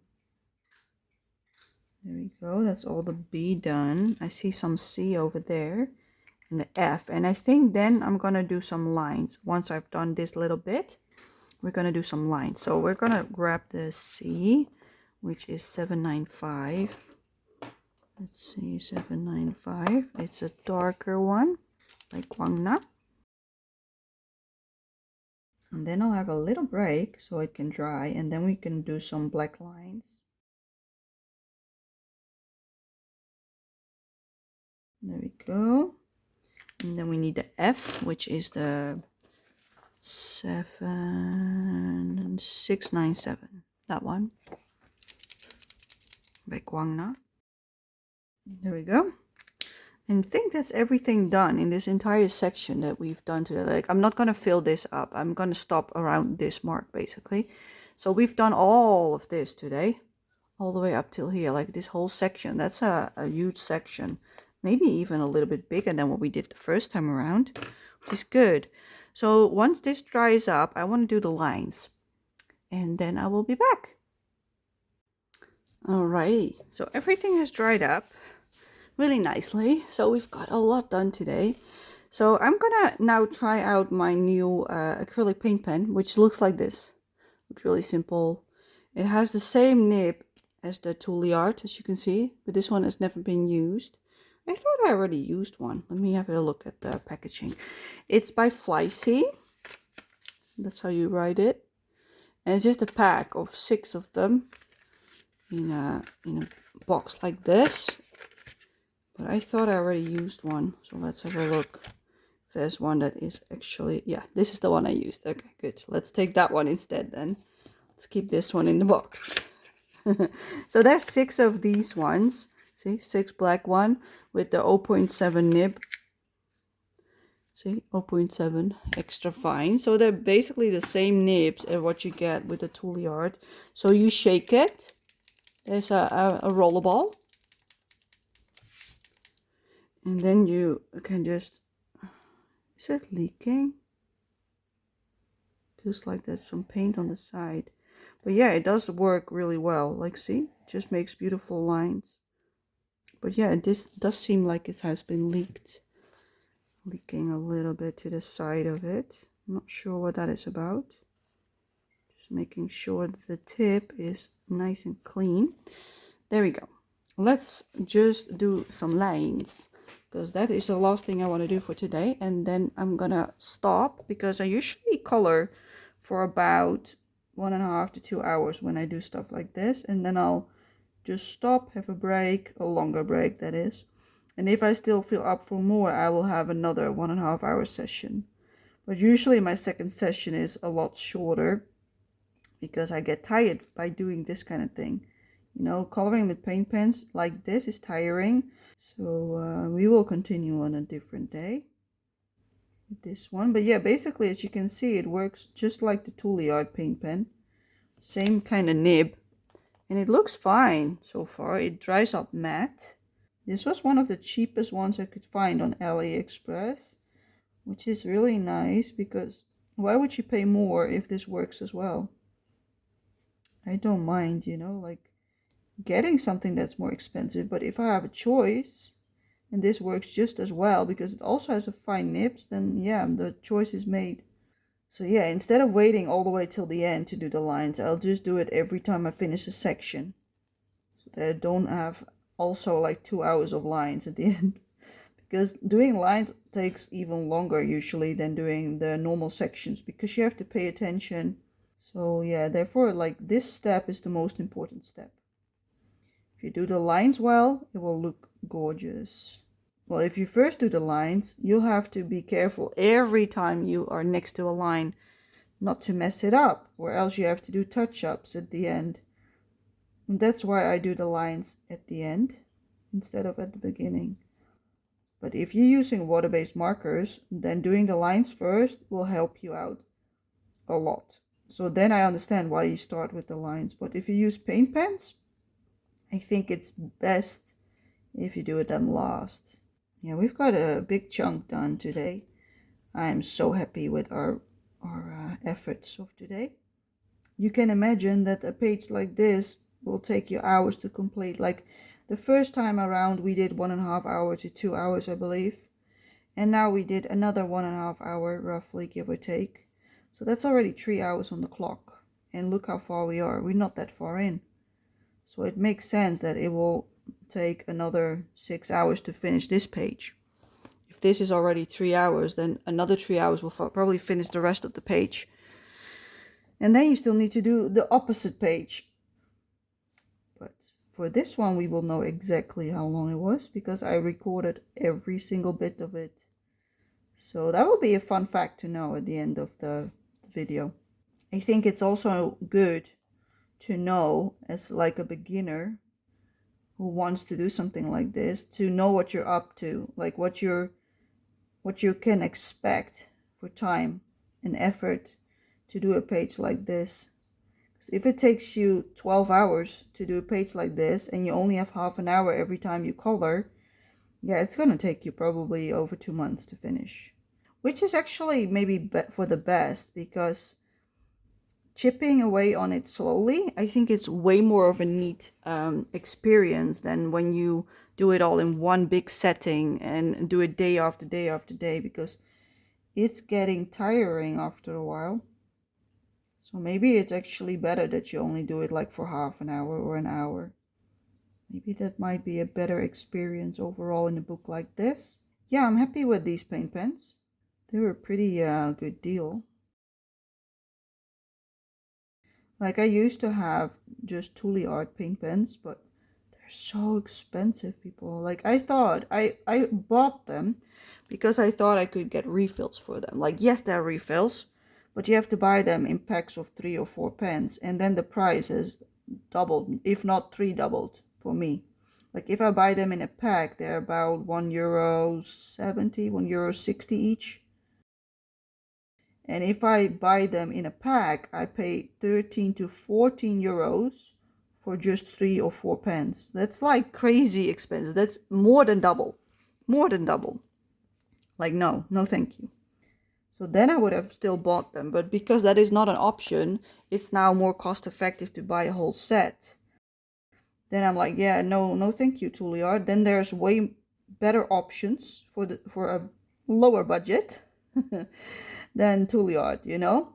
So I went to the Chinese brands like Guangna, Langguo, Fleicy in this case, and some other cheap brands. I just tested out a little bit of everything basically to see what I liked, what I didn't like, and so far I really like the Guangna. And this is also not bad at all. So yeah, I think every time I run out of my set, I will just buy a new one through AliExpress or Temu or whatever, you know. one of those places because it saves me a lot of money. And since I've got to buy a whole set anyway, who cares that I will go for a Chinese brand? It saves me so much money. Telling somebody you can get either 120 colors or you can only get 22 for that amount, I'm saying give me the 120, thank you. Okay, so because I've not colored this section over here yet, I'm not going to do those lines. So I'm going to do one line here, and that's where I stop. So all of these below it I will not do, but this part I can actually do. So maybe I can take this section, and then everything else I will not touch. And then next time, when we do the next section, I can pick up the lines from there. I also bought something new. It's a swatch book from Amazon. And then I've got all my swatches and picked out palettes for this book and probably also other books in the future, all in one place. And I think that is actually a good plan to have that for books like these that have so many colors. I think it's a good idea to have a separate swatch book. I also feel like I want to do something in tome 2 of the princesses. Like I own both tome 1 and 2 of the princesses. Tome 1 of the princesses was actually one of my earlier books that I bought. But I bought the collector's edition, which is single-sided. And now that I have it, I actually regret buying it because I like the double-sided books much better. So that is everything that I will do for today. So I did all the lines. I don't know if I was out of frame, but I don't think so. Let me zoom you out. Yes, I got some paint splatters from the black over here and also on the blue, so I will touch that up. It is time for me to stop playing around with my Disney Color by Number, and I will see you for the next section of this wonderful page. We have done so much more. Look at those flowers. I love them. I think that one is my favorite so far. I also really like the rose and the butterflies. Like I like all of them, be honest, but that's my favorite so far. Just because of the smile and the eyes. So yeah, thank you so much for watching today, and I'll see you for the next portion of this page. And we're back. It is now the 13th of March, and I totally forgot to show you my swatch book that I talked about last time. It is this one. It's almost the same size as the book, as you can see. So it's roughly the same size. It's a bit less tall, as you can see, but it's the same width. So I use this to write down my color combinations for this tome. I literally just started on it. And this is the first one that I did. So I've written down the tome and the page number. And then I've written down all the symbols. So the letters all the way up till Q. And then the last ones are the symbols, when it goes down in symbols. And I've written down my guangna markers and I did a swatch with them. And officially it's like single-sided like this, but I decided to just draw over it and also use the back so I can fit more stuff in. So I did that for page 4. I still need to do the swatches. And I think I'm just going to go in order of the book. So I'm going to write down all my color combinations for all of them, basically, in this book, one by one. So that if I want to color a page, I can just pick my book, flip through it until I find the right page, and I can start coloring. So that is what I bought that for. It's really handy. But today, what we are doing is our wonderful Alice in Wonderland page. So last time we did this whole section. Like Alice, I want to leave till last. So you can see a ribbon of her dress. This is her hair. This is her dress. And then it goes all the way down here. So all of this we can do because here's her leg. So that is like, we can hopefully do this entire section on the bottom today. So yeah, we're just going to do it like this. So the next color that we're going to do is the 0. So that is element, this one, 740, a green, which is a guangna, this one, 740. So I think I will just upload it in parts and just make it mostly like some real-time clips and some sped up clips for you guys, because it is hard to edit a really long video. So I think it might be best if I just do, where I explain things, I might talk, and then I'll speed up the filling in part. Something like that, I guess. I haven't really done much coloring at all for the last 2 days. I did do some organization of my Christmas cards hobby, basically, because when I make cards, I only make Christmas cards basically and nothing else. So I organized the stuff that I own and put them into envelopes. So I've got ready to go packages basically, so I can have everything I need, and then I can just pick and choose which one to make so that I've got a ready to go stash basically. So I hope today we can do all of this below on the page. I do have found my groove a little bit better than the first time around. Like last time I was also already faster than the first time. And today it feels like the same. Maybe it isn't. Maybe it's just the way it feels to me. But I really hope to finish this one this month, so that maybe next month I can start a double page or just a page in my princesses tome too. And they're both pretty intricate. I think this book is a bit more intricate than the princesses one, but still they take time to do. So I think I will just do like one in this and then one in that book and switch it up basically as my extra project to chip away at. Because I always have one on the go basically in every book. So I think after I finish one in this one, it is time to pick one out of the princesses book to do. I also saw the solutions for tome 13. But yeah, I won't be buying it because it's basically like the same level as this one, like I said last time, I think.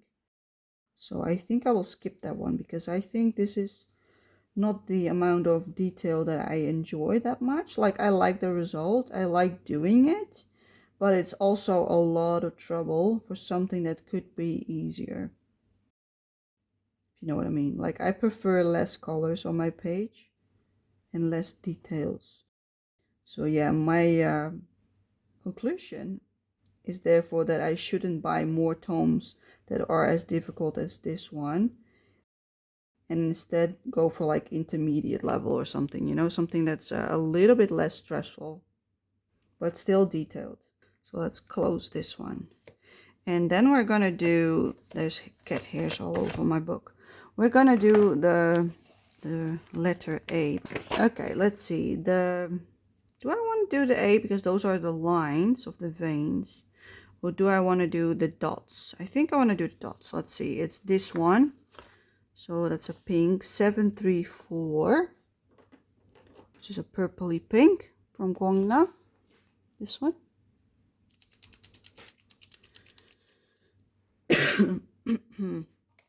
Yeah, I still got my cough.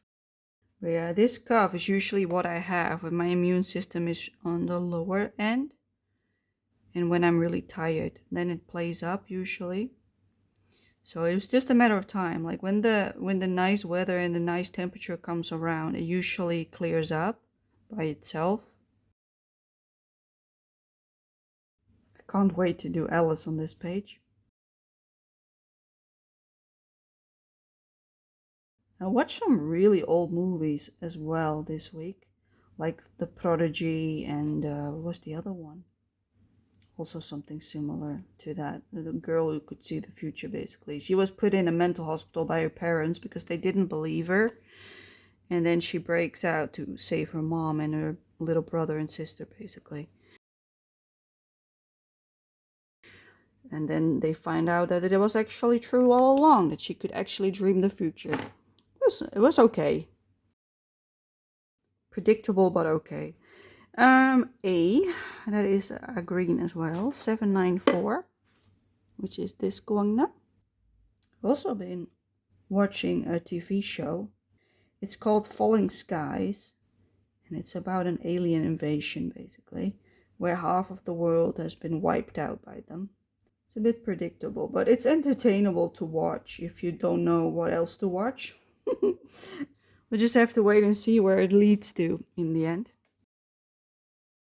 Yeah, I really like the swatch book that I bought, that I showed you at the beginning of today. I really like it, and maybe when it's full with all the stuff that's in this book, I might buy a new one for the other tomes as well, like that they all have their own book, because there are 100 pages in each. But yeah, I've been going through all my color by number books, trying to make the color palettes. But the hard work, like the stuff that you really have to think about, is picking out your colors before you even start. And yeah, that is step one. Every single time you want to do one of these pages, you want to pick your color palette, choose your colors wisely, and then just color them. But yeah, when there are so many colors as this page, it's a study by itself. The weather is not the worst today. It's no longer raining, like it was raining this morning. Really wet, but it has cleared up, at least for now.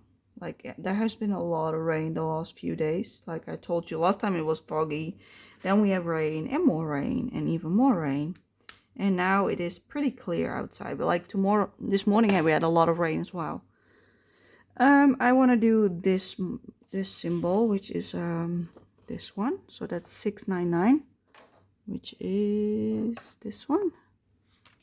Yes, this one, a purple tone by the Guangna. So those are for those dots over here. Even if I make them a slight bit bigger than they're supposed to, it's fine. You know, you're not really gonna see that. Let's see, this one seems to have a pink tone or a purple tone as well. I'm first gonna do the C. I'm just gonna go in order downwards, I guess. So the C is also a green, 795. Let's see, 795. This one, the dark one by Guangna. That's for the numbers, for the letter C.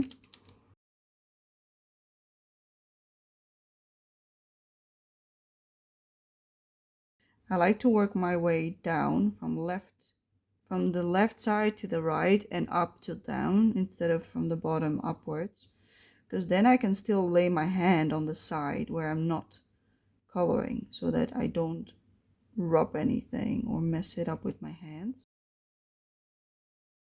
So yeah, I am always thinking where I can place my hand while doing this.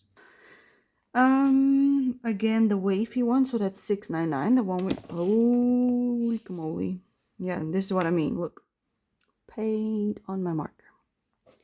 This is what happens when I drop my paint pen. At least it's not my hands, I guess. Okay, let's keep going. And color a bit more while we're at it. Let's see. My friend finally received her Matchstick mouse mail, her snail mail. Like, that's literally snail mail. It took, I think, a month longer for it to arrive than mine. A lot longer than I did, basically. Okay, I want the tone next to it, which is, let's have a look.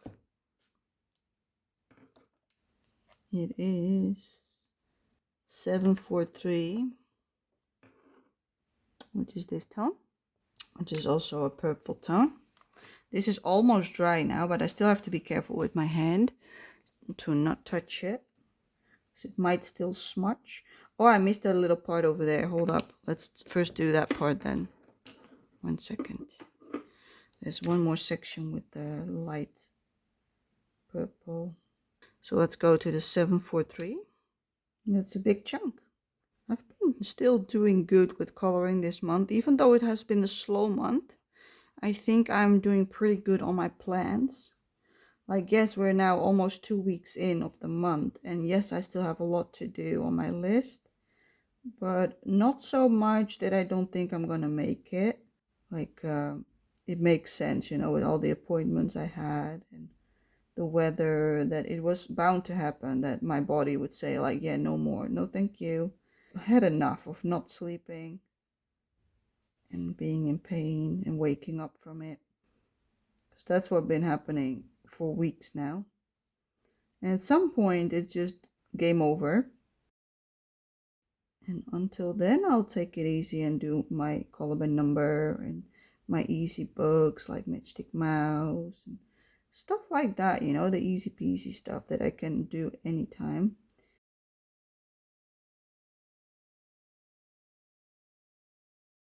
So this one is not a guangna. This is an essential 20. The essential, I mean, the E20, because that's what it says, essential 20. So yeah, let's let the air out. I always clean my tulle when they're dirty, and then I press the tip while holding it like this so that the air comes out. Because if there's air, it also doesn't come out smoothly. And then I grab my piece of paper like this, and I'll make a few lines to see if it works. And if it looks like that, we're good to go. And if I need to pump it for more paint, I also do that on this paper. Never on your book. You don't want to do that.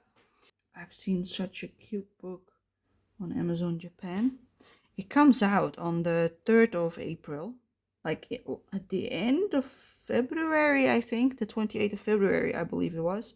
She showed a flip of, like a partial flip of her new art book.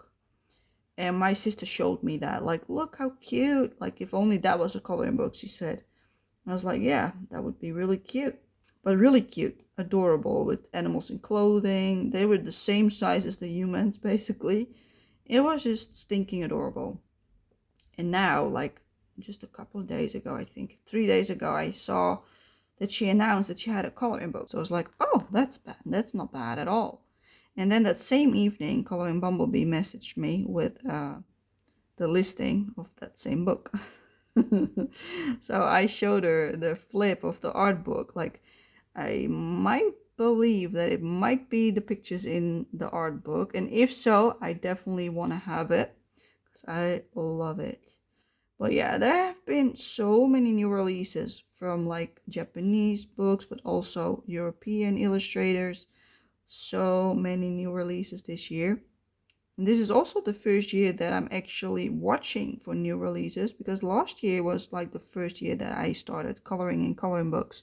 So that was just like catching up of everything that has ever come out, basically. And now you only have to pay attention to the new stuff.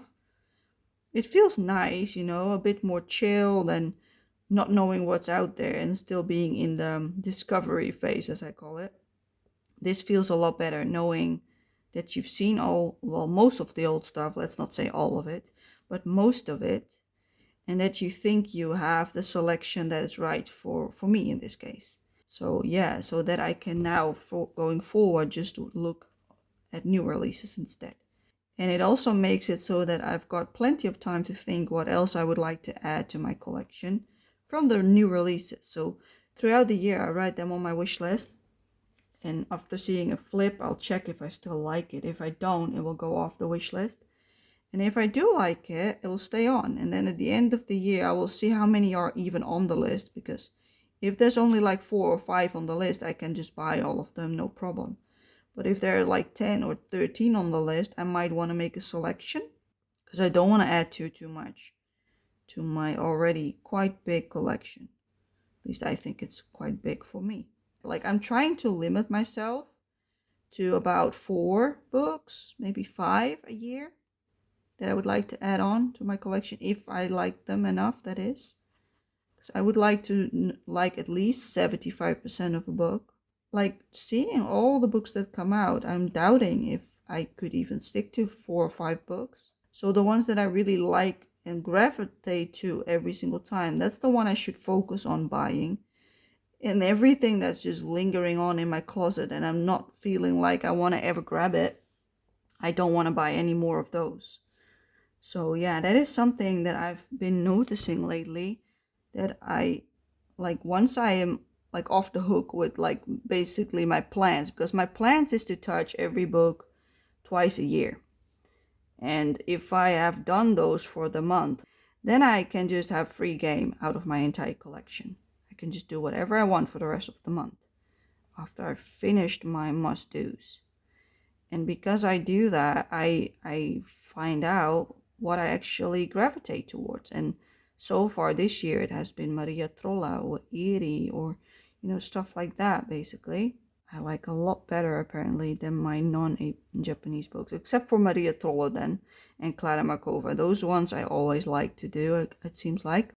If I like the pictures, but I don't gravitate towards coloring it, do I then still want it in my collection just to sit on the shelf? You know what I mean? And the answer to that is no. I don't want them to sit on the shelf.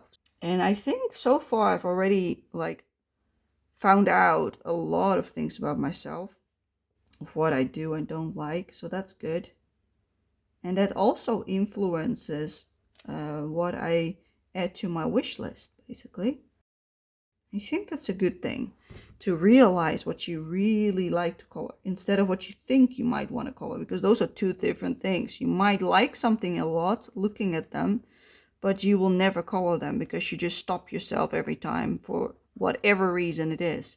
Don't ever let anybody tell you that you're not good enough to do something you really want to do. Like, even if that means you mess up your book because you were indeed not like that great at it, then just buy two of them. Use one as a testing testing book, and the other as your for real book. So you test in your first book, and then if you like the colors you picked, you fix it all up in the second one, and that's your like pretty book. Then you think that will take off the pressure of most. Or make a copy of the page you would like to color and test it out on a copy before you do it in your book. That's also a good option to do. Instead of buying two books, you could also just make copies of your book that you own.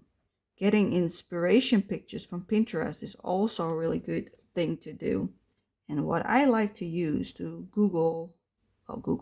Pinterest search is type whatever you're looking for. So say you're looking for a plant and you already have one color in mind. So you type the name of the plant with the color and then art behind it, or artwork or something like it, you know. So then you get more specific pictures towards that, in that kind of style.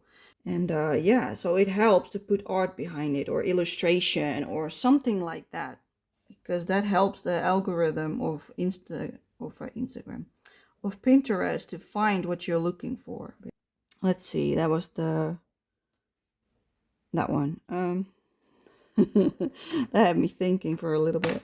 So let's go back to the left, and I see an E over here. So let's fill that little bit up. So that is 665, which is it this lovely tone? Yes, a guangna, 665. Yeah, I can't wait to pick another page in a different book, Disney Color by Number. It's because I've been lingering on this page for so long that I just feel like I want to get it done, even though I'm not even halfway. Like, I enjoy myself, but I think it has taken me too long to actually start working on it again. So therefore I was like, yeah, I'm ready for something new. Well, in fact, I just started. Is there any more over here? I don't see any more. Okay, let's clip it. Other symbol. Let's do the small one first, which is this one, it seems like. Yes. So that's 613. It's a dark purple. This one by the Guangna.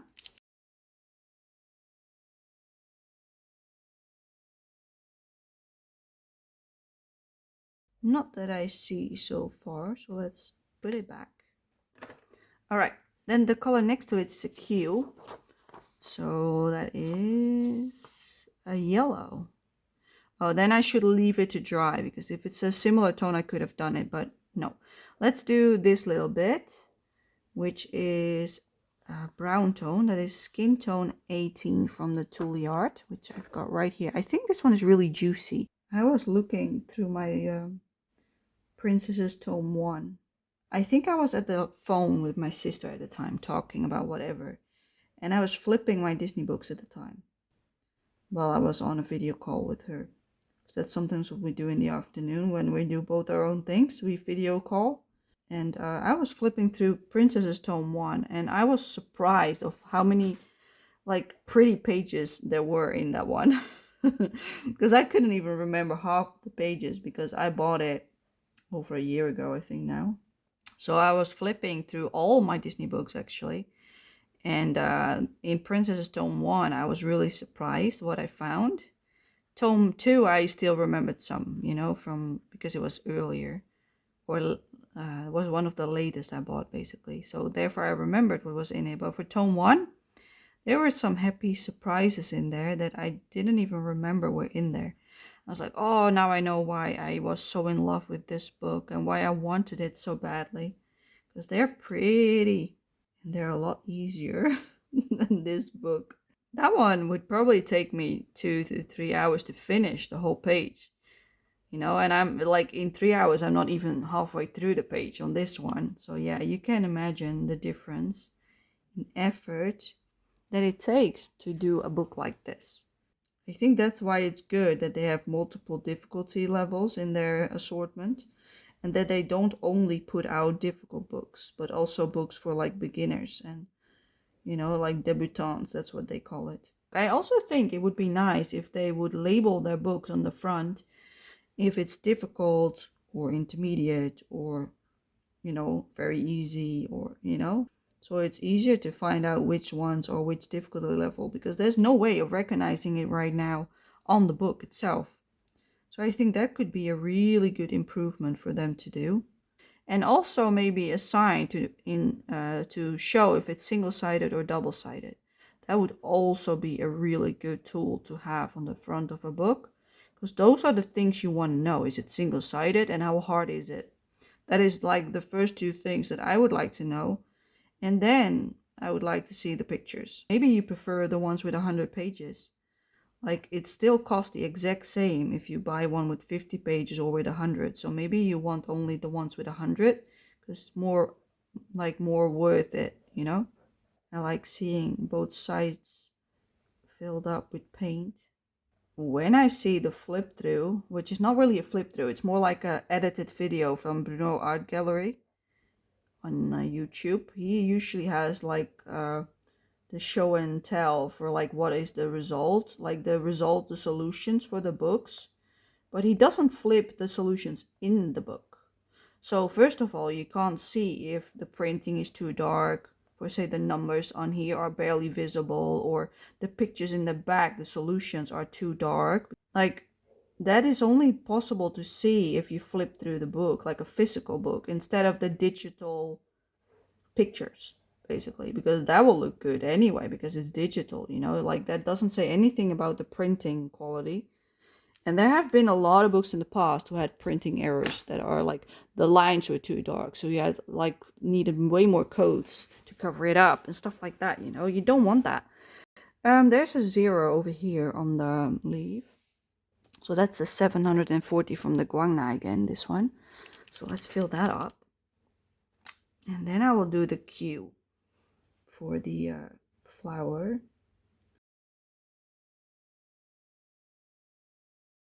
All right, let's do the Q, which is a yellow tone. So I've got a choice between yellow 128 or yellow 179. That's the Chinese brand that I use. So let's have a look. Like, I've got several swatches because I've got it from several retailers. So they might have different numbers on the different swatches. Let's see, 128. It's the same one, you see. So both numbers are correct. That's why I've got two. So it's the same color but different names for different sets that I bought. But that is easy. So I know now which one to grab. So let me grab it. So it's the second one in the set, which is this one, Y128. This one is called a Grasp, this paint pen. I don't know if there's a difference because they're the same as the ones that I bought that were used for these swatches. It seems like it is dry enough to lay my hand on it a little bit. Still want to be careful not to touch it too much. That's it for this one. Let's put that back. Next up, we have this one, which is the 699 from the Guangna. There's like a little bit left of it over here. I don't think so. Okay, that's good. Okay, the R, which is also a brown yellowy tone, so it's Y416. That's probably the one from this one. Yes, see, that's that one.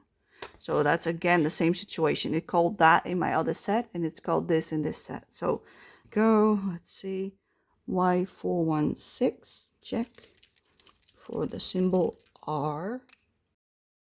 So I use multiple brands on the same page. I don't really mind. As long as it's matte paint, I don't mind. Like, I don't like shiny paint. The only shiny paint that I had was a black one that had a bit of a sheen to it. Because it would also be nice to finish this side of Alice next time. And then do the other one, the other half, finish that at the end.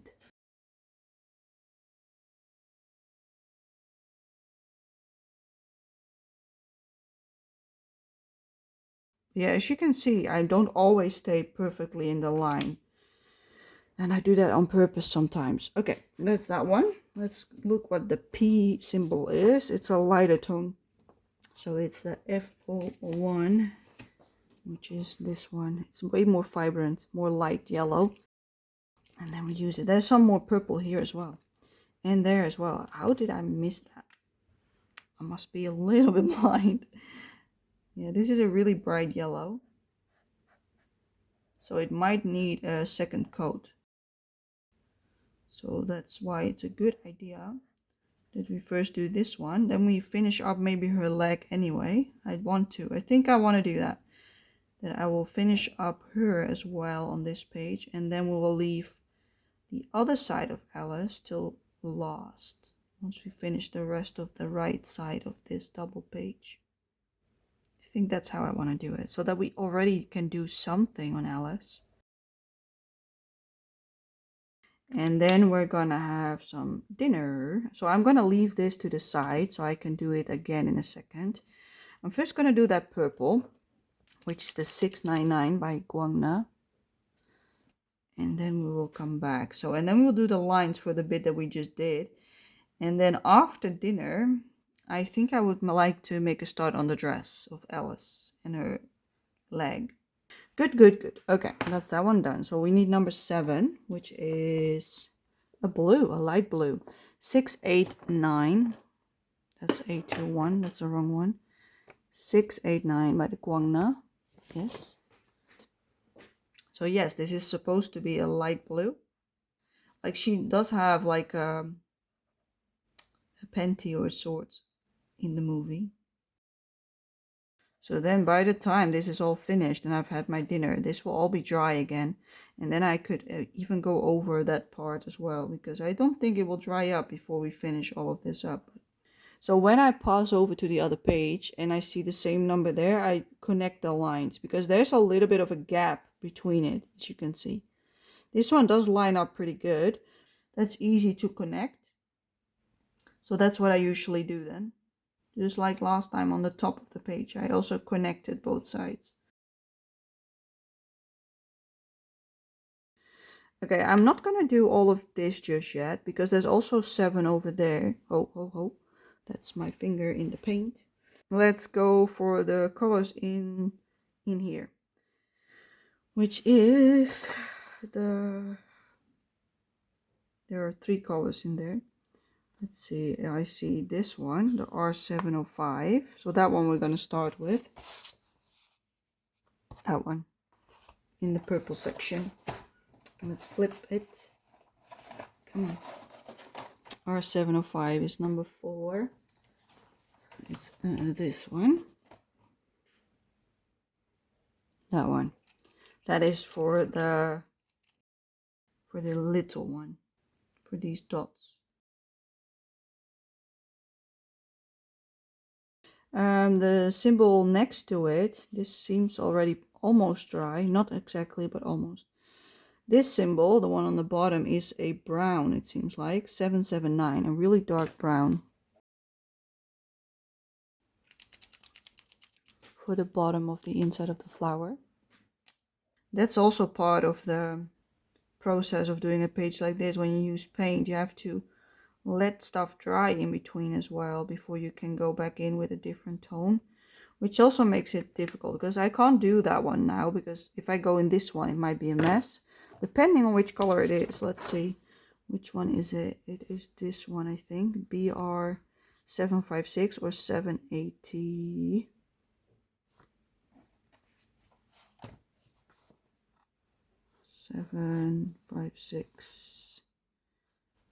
BR756. Not on this side. Maybe it's with the red tones. Yes, it is with the red tones. It's this one, BR756. Yes, so it's this one. Then now it's dry enough so I can touch it again, so that's good. Yeah, you do have to have some patience in between. That's also why I usually work in a section at a time, so that I can work on the left and on the right a little bit, and then come back on the other side. I did it so well, and then I messed up my spot. Okay, where's the yellow that I used? Because I want to go over the yellow. That is the F01 for the flower, the really light yellow. So this is now dry, so I will go over only just the inside, like where the lines are and the letters, basically, the symbols. Hopefully 2 layers will be enough for this light tone. If not, I can always go back in after I've done the black lines. So yeah, this is how I do it when I need 2 coats. I'll just go back in once it dries up. And then I'll let it dry again. And then if it still is not covering, I go in a 3rd time when it dries up. But I think this should be fine. I don't mind seeing it a little bit.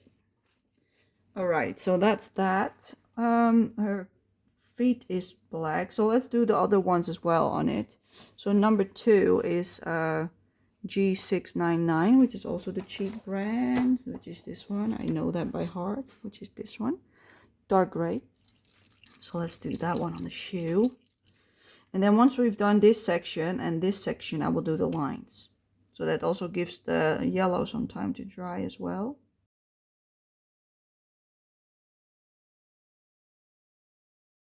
Number 9, which is a light purpley tone, 825 by the Kwangna.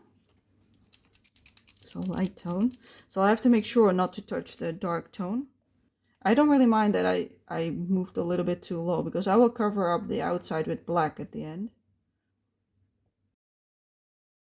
There we go. That's that section done. And I need number 7 again. So that was the 689, this one. I remember. And then everything else on her leg is black, basically. And then we do this later. So let's go for black for the lines on this side. So let me move my swatches out of the way, because we won't need those just now. And I will move my book so that we can see this section better. Oh, so I got this cheap one again, like last time. It is working. Okay, good. Let's do this. Let's make the line. So I start on the left and work my way through. Yeah, this does require some more concentration than filling up the sections, because you don't want to mess this up. So I'll take my time to make sure my hand is steady and willing to go in the right direction. I will still mess up here and there probably, but it's okay. This is so satisfying. That's why I like doing it section by section. Yeah, after I pump it, it usually becomes really fluid, like really a lot of paint comes out. And so therefore I put it on a piece of towel so that it doesn't like run like crazy on the page when I'm making lines, because you don't want that. It's hard to make smooth lines if it's flowing too fast. So therefore I try to pump it as little as possible. It does mean that sometimes I have to go over a line twice. I'd rather have that than too flowy of a pen. Usually I've got like a YouTube or anything like music or just a video of somebody coloring on in the background when I do stuff like this. So then I don't hear my own breath and all that stuff and all the noises around me from the houses next to me. Then I just hear myself and the YouTube video basically. But now I hear everything. So it helps with focusing. If you hear all kinds of sounds that you usually don't hear, it's really distracting. I had no idea there was so much sound around me. But yeah, they're all making dinner probably. It's probably the cutting board with the knife that I hear. That means my neighbor's home. Like in the evening, you know for sure whether she's home or not, because she always has all the lights on. Like really bright light, that is. Not this normal, oh, there's a light burning. No, like almost as if it's like completely white and sterile and like so bright white that you can't barely look at it.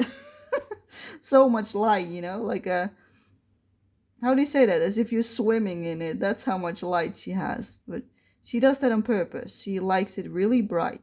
As long as I don't have to go in there. It's too much for me, but she's happy with it. I wouldn't. I would be having a headache. She likes to be by herself without too much nosy people around. Which I agree with. I'm the same. Like, when they see me outside, my neighbors, they're like, oh, she's still alive. Because I'm usually really quiet. So they have no idea. Like, they only know that I'm at home because the help arrives and my other help arrives or package is delivered, you know, stuff like that. So therefore they know, okay, she's still fine. They sometimes also check on me to see if they can see me moving, just to make sure I'm fine, which is good, you know. Like, there's a lot of elderly people living where I live because it's a 65 plus complex. Because that's the only place where they have like houses where everything is on the same level, basically, without any stairs, basically. I picked this one because I knew it was Alice, and I do like coloring Alice. Like I said first time around, I like coloring her, but I don't like her movie. When you hear that scratchy sound, that means you've got your pen, your nib, it's like on the wrong angle. And if you push through, you get splatters, paint splatters everywhere. So be careful if you hear that sound. It's best to turn your pen then a little bit. Or go in a different direction. Like, instead of going this way, go the...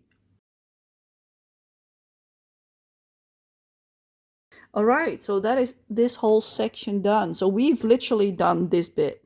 That is not like you can see it all in screen. Literally, this is what we've done today. That's a whole lot. That's just as much as we did last time, I think. That's good. I'm happy with that. Progress, people. Progress. Okay, let's put the black back.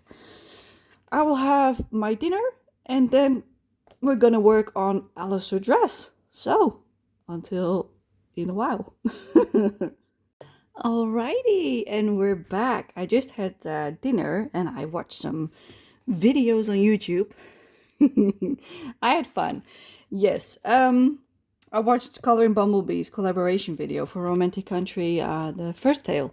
I was like, yeah, I'm in. So that's what I did. I sent out my email like, I want in. And I'm in. Okay. So we're gonna continue on this page. Let's see. Let's start with that part. Let's do it. Let's move the camera about because it's way too freaking close. I'll put it all the way down here. Something like this. Okay, let's start with number 2, which is the gray. All right. Okay, let's do it. Number 2 is G699. Let's go. Let's do a little bit more before it is time to relax and do something else. Basically, I thought it was a ribbon. Why is it gray? You know what I mean? And black. Gray and black. Oh, because it is gray and black. A ribbon is gray and black, Pauline. Silly. Didn't even remember. Yeah, I'm gonna do this part as well. I'm gonna keep her face till the end. Till we finish this humongous spread. Is there any more number 2? There's some over here. So yeah, I'm gonna participate in the full book color along collaboration by Jazz. Can't wait. I already started that page, so it's the introduction page. And I haven't finished it yet, so it's a good chance for me to finish it. So the rest of the ribbon is black. So let's do her hair. So we have the Q. So that is this one, the Y128. Yep, this one. Let's check before I mess it up. Yeah, Y128. Perfect. So that is Q for her hair. Are we gonna do this? Yes, we do. I love it. I really like Alice. That's why I already want to do some of it. And then next time, when we go on to the other pages, I will leave her face and like this part, maybe like this whole section on this side, including her arm, I will leave till next time. So I will do her hair and this portion of her dress, but not all of it. Why do they make this so freaking complicated? It's unnecessary, all these stupid lines. Yeah, sometimes they irritate me how many lines they put in.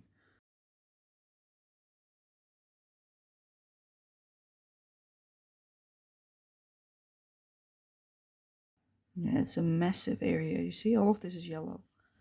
But it needs a second coat, so that's why I start with it.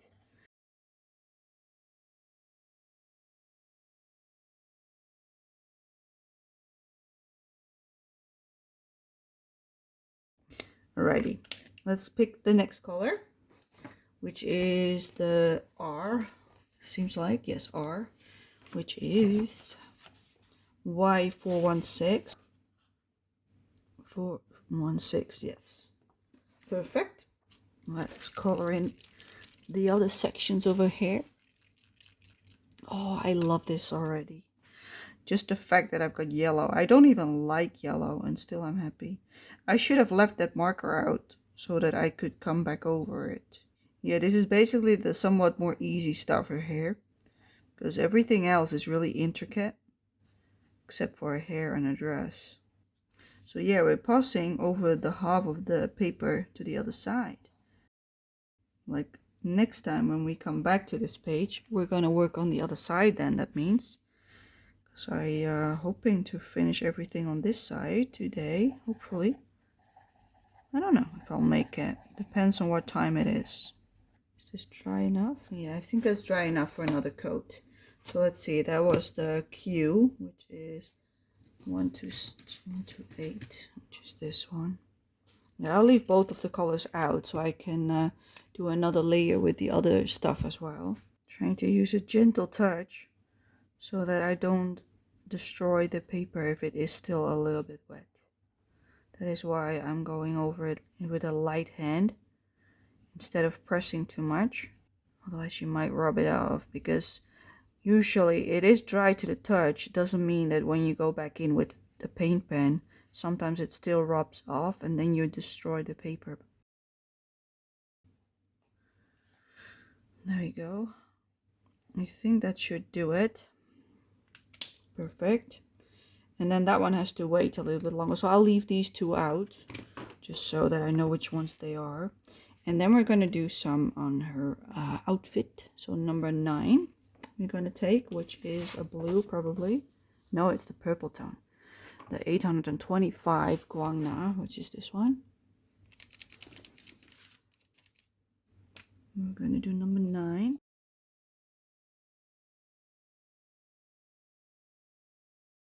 We've got something to look forward to. Like that I already pass over for her outfit is not the worst thing, but you see how different this one is. Like this one is way further away from that one, so it should probably be somewhere in the middle. So I'm just gonna do it like this, so that I know that that line should go roughly like that instead, because I have to connect it somehow. So I cross over and then I do this whole entire section like so, making sure that that's nicely covered.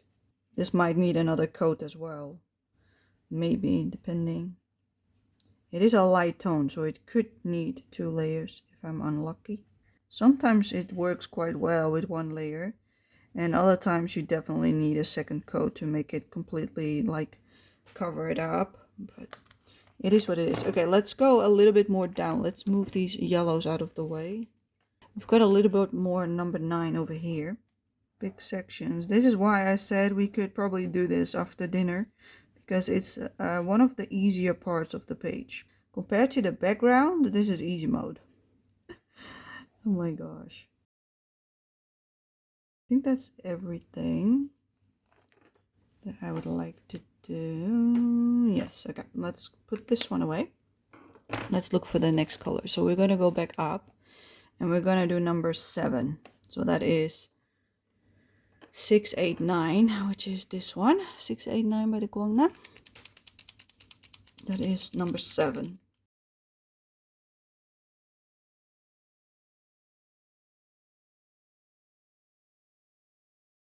Because this is her skin, it seems like. Okay, good. Okay, this is number 7. I just doubt myself every time I do parts of her, that I'm afraid I might pick the wrong color. You know what I mean? That I mess it up for some reason. I don't know why, but it makes no sense to think that, because this is just the way Alice is. Let's see, let's put her down like this, because there's more 7 over here. There we go. That's the only downside to a double page spread, that you have to cross over the spine of the book, and it doesn't always go as smooth as you might want. So that is something to take into consideration. And then we've got this whole section on the bottom again. That's why I said we're already gonna tease ourselves a little bit, because I don't want to wait till the end of the page to do all of this. Like, I think it's nice to finish the left side and then continue on the right. And since her face is on the right side, I am okay with doing it like this. Just only like crossing over. That's about it. I can't go any further than that. Okay, let's go back up. And let's pick our next color. So our next color is number 4. So that's probably a dark blue. Is it? Yes, it is. This is drying up quite nicely. I don't think the light yellow needs another layer, but the other one does need another layer. So let's do that first before we continue. So I've got my colors here. So I also want to do this section, actually. I do decide that I want to do this section as well. Let me pull it down. So number Q is the lightest tone. Yeah, I decided I want to do this whole section as well. I just want to have it like at the same point everywhere on the page, basically. Q, okay, and R is the darker tone. All right, let's go in with the darker tone. Shake it. We're also going to do the rest of her hair first, so that also has another layer. We just do 2 coats of this color as well, just to cover it up a smidge more than what we had before. As you can see, I don't do every section completely. I just let it depend on if there are marks or not. And then we do have to come back for that light bit over here, because that one is not covered up completely yet, but it has to dry first. So let's leave it for now. Let's put this one up here.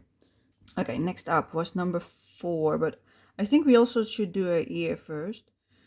Let's see, what mark is that? What symbol? I think it's this one, Y145. The skin tone, Y145, which is this one. Y145. It is. That is the first tone for her skin. Let's see, there are multiple symbols next to each other, so it's hard to tell.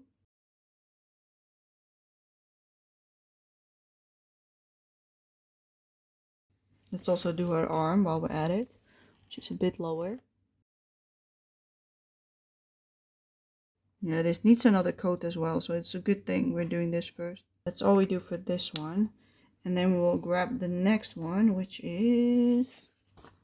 the other tone is this one. So F703. F703, so it's a lighter tone, so it's this one.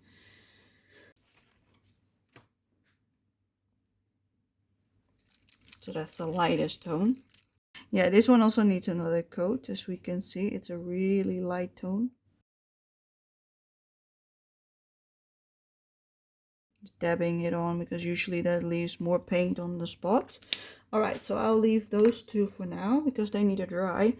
Number 4 we were gonna do, which is 659. Which is this tone. 659 from the Guangna. It's number 4. So it's a dark blue. Let's do number 4. There's a lot of it. It's a beautiful blue. Ooh la la. I like it already. So happy I decided to do a little bit more today.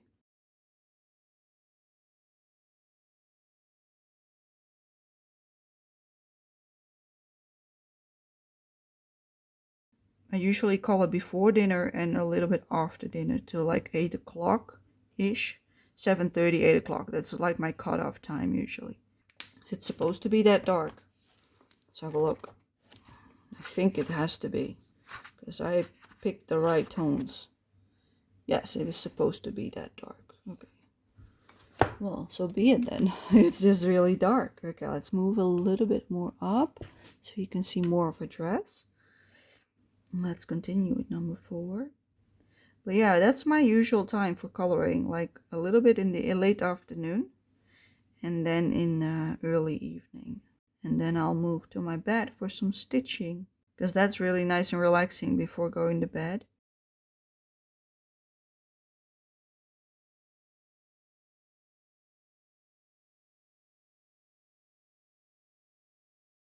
I think I'm first going to do the left bit, because otherwise I'm going to be with my hand inside the wet paint. There we go. Let's fill that up.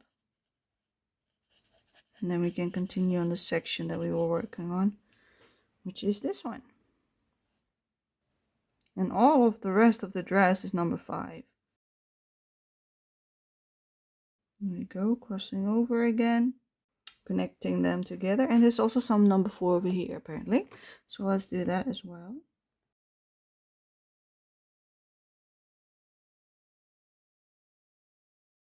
Yeah, I could have wanted a little bit lighter, but I think because there were so many blue tones, I picked this one instead.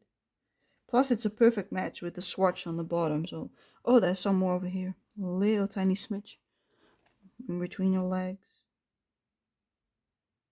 You have to be a bit more careful because of the black lines next to it. Alright, that's that one done. So let's move the book back up. So we're back to the top. We can do the skin tone again.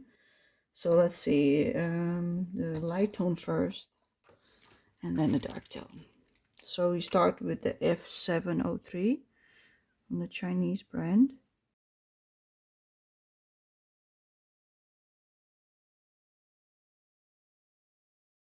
It was pretty nice coverage for one layer anyway.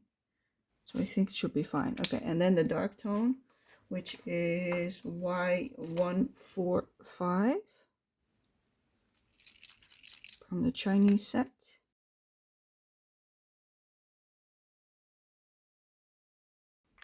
That's that one done. So that should be fine after 2 coats. Next one up is there's some number 4 here as well. Let's fix that.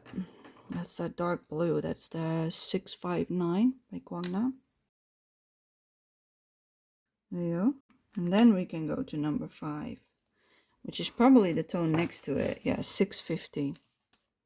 I was hoping her dress would be a little bit lighter, because now this will be her dress tone. See, I was hoping it would be that one, but it isn't. I like that one better as her color of her dress. Let's have a look in the back once more. Yeah, it is also quite dark on the picture as well. But yeah, I'm gonna go for 601 instead. So even though it says 650, I'm gonna go for this one. That is number 6, because there's no number 6 around her anywhere.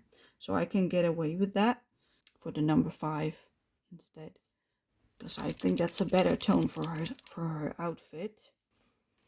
Let me write that down in pencil next to it. Dress 601. So I know what I used. So I don't mess it up when I come back on the other side. Yeah, if I don't like it while working on it, I'll change it at the spot. There we are for that piece. And then I'm gonna move you down, because there's a lot more down here.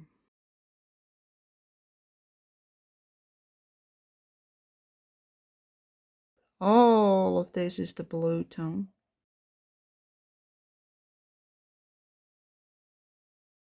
Yeah, I think this is a perfect color for a dress. That's a whole lot of blue to fill in. Let me move you all the way in frame so you can see the entire dress, so I can move back down. Because that's a lot of blue. Let's do the outlining first. Where we can. And then we can slowly fill it up.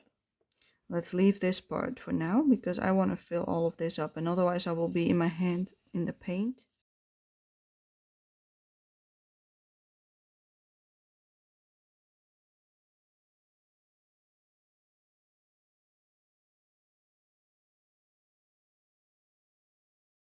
All right, and let's fill it up again.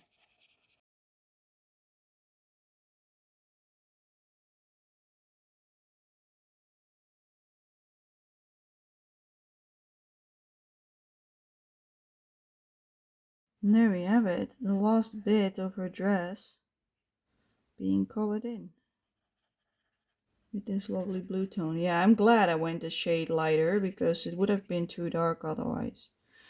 Well, that's good to know. Okay, number 9, which is the purpley tone, A2 Vibe from the Kwangna, which is this one. And then we need number 7, which is 689 from Kwangna.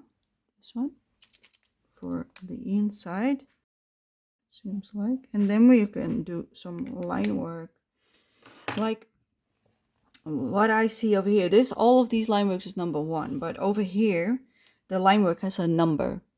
I don't want that. I just want it black. Same with these on the hair. It also has a different number. I want it black. So that happens with these books, that they give some lines a color, and I don't like that. I just want it black. So I'm just gonna fill all of that in with black. But I can't touch this part just yet because it's wet. So we're gonna start just at the top. And then we're gonna call it done for today.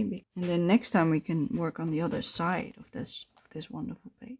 Like, the reason why they pick a different shade for the line over here is because you got black next to something else. So then they usually pick a different shade for the line work. But I don't really care. I'll still do it with black anyway. An orange tone. This hue is an orangey tone that they wanted us to use, which I do not want to use. And that is why I leave all the line work till the last, so that I can decide whether or not I want to use the color or not. But yeah, that does mean that sometimes you pick out colors that weren't even necessary in the picture.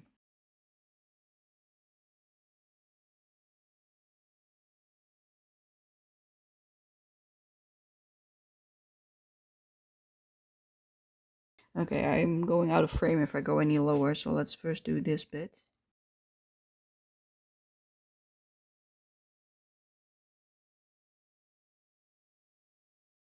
And there we have it. Okay, let's move a little bit. I'm really trying to be careful around the middle of the page because it might splatter because of the ridge of the paper. I'm going out of frame again, I guess. Let's move a little bit up. So if I work too much on the right side, I can't lay my hand there anymore. So I'll have to think about which ones to do first. I don't know what's the best way, the best course of action here. I think I'm first gonna do this little corner, and then I'm gonna work my way all the way up. And there we go, that's that whole line done. Okay, one more on our arm.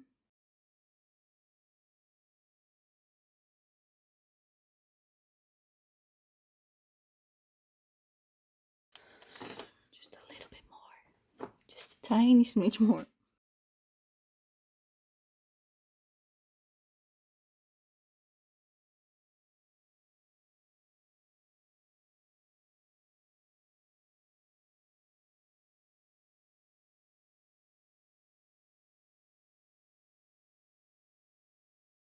As you can see, I'm doing 3 lines at the same time. And I'm doing that because otherwise my hand is in the paint. So that's why I do them at the same time, so that I don't mess it up. So I will do the same for this, do them section by section. So I make sure I don't self-sabotage myself. Feels so good once you finish one side of the page. Oh. Okay, that is done. Let me zoom you out. Let me put it here. Let me zoom you out so we can have a look. There we go. Look at that. Oh, we can already see half of her. Oh, yes. It looks gorgeous in my opinion. Yeah, it's totally worth the effort. There we go. I think that's it for today, people. So, yeah, until the next time. Then we're going to continue on this side, and I think I'm just going to start again at the top section. So that is for next time. So for now, I'm going to go.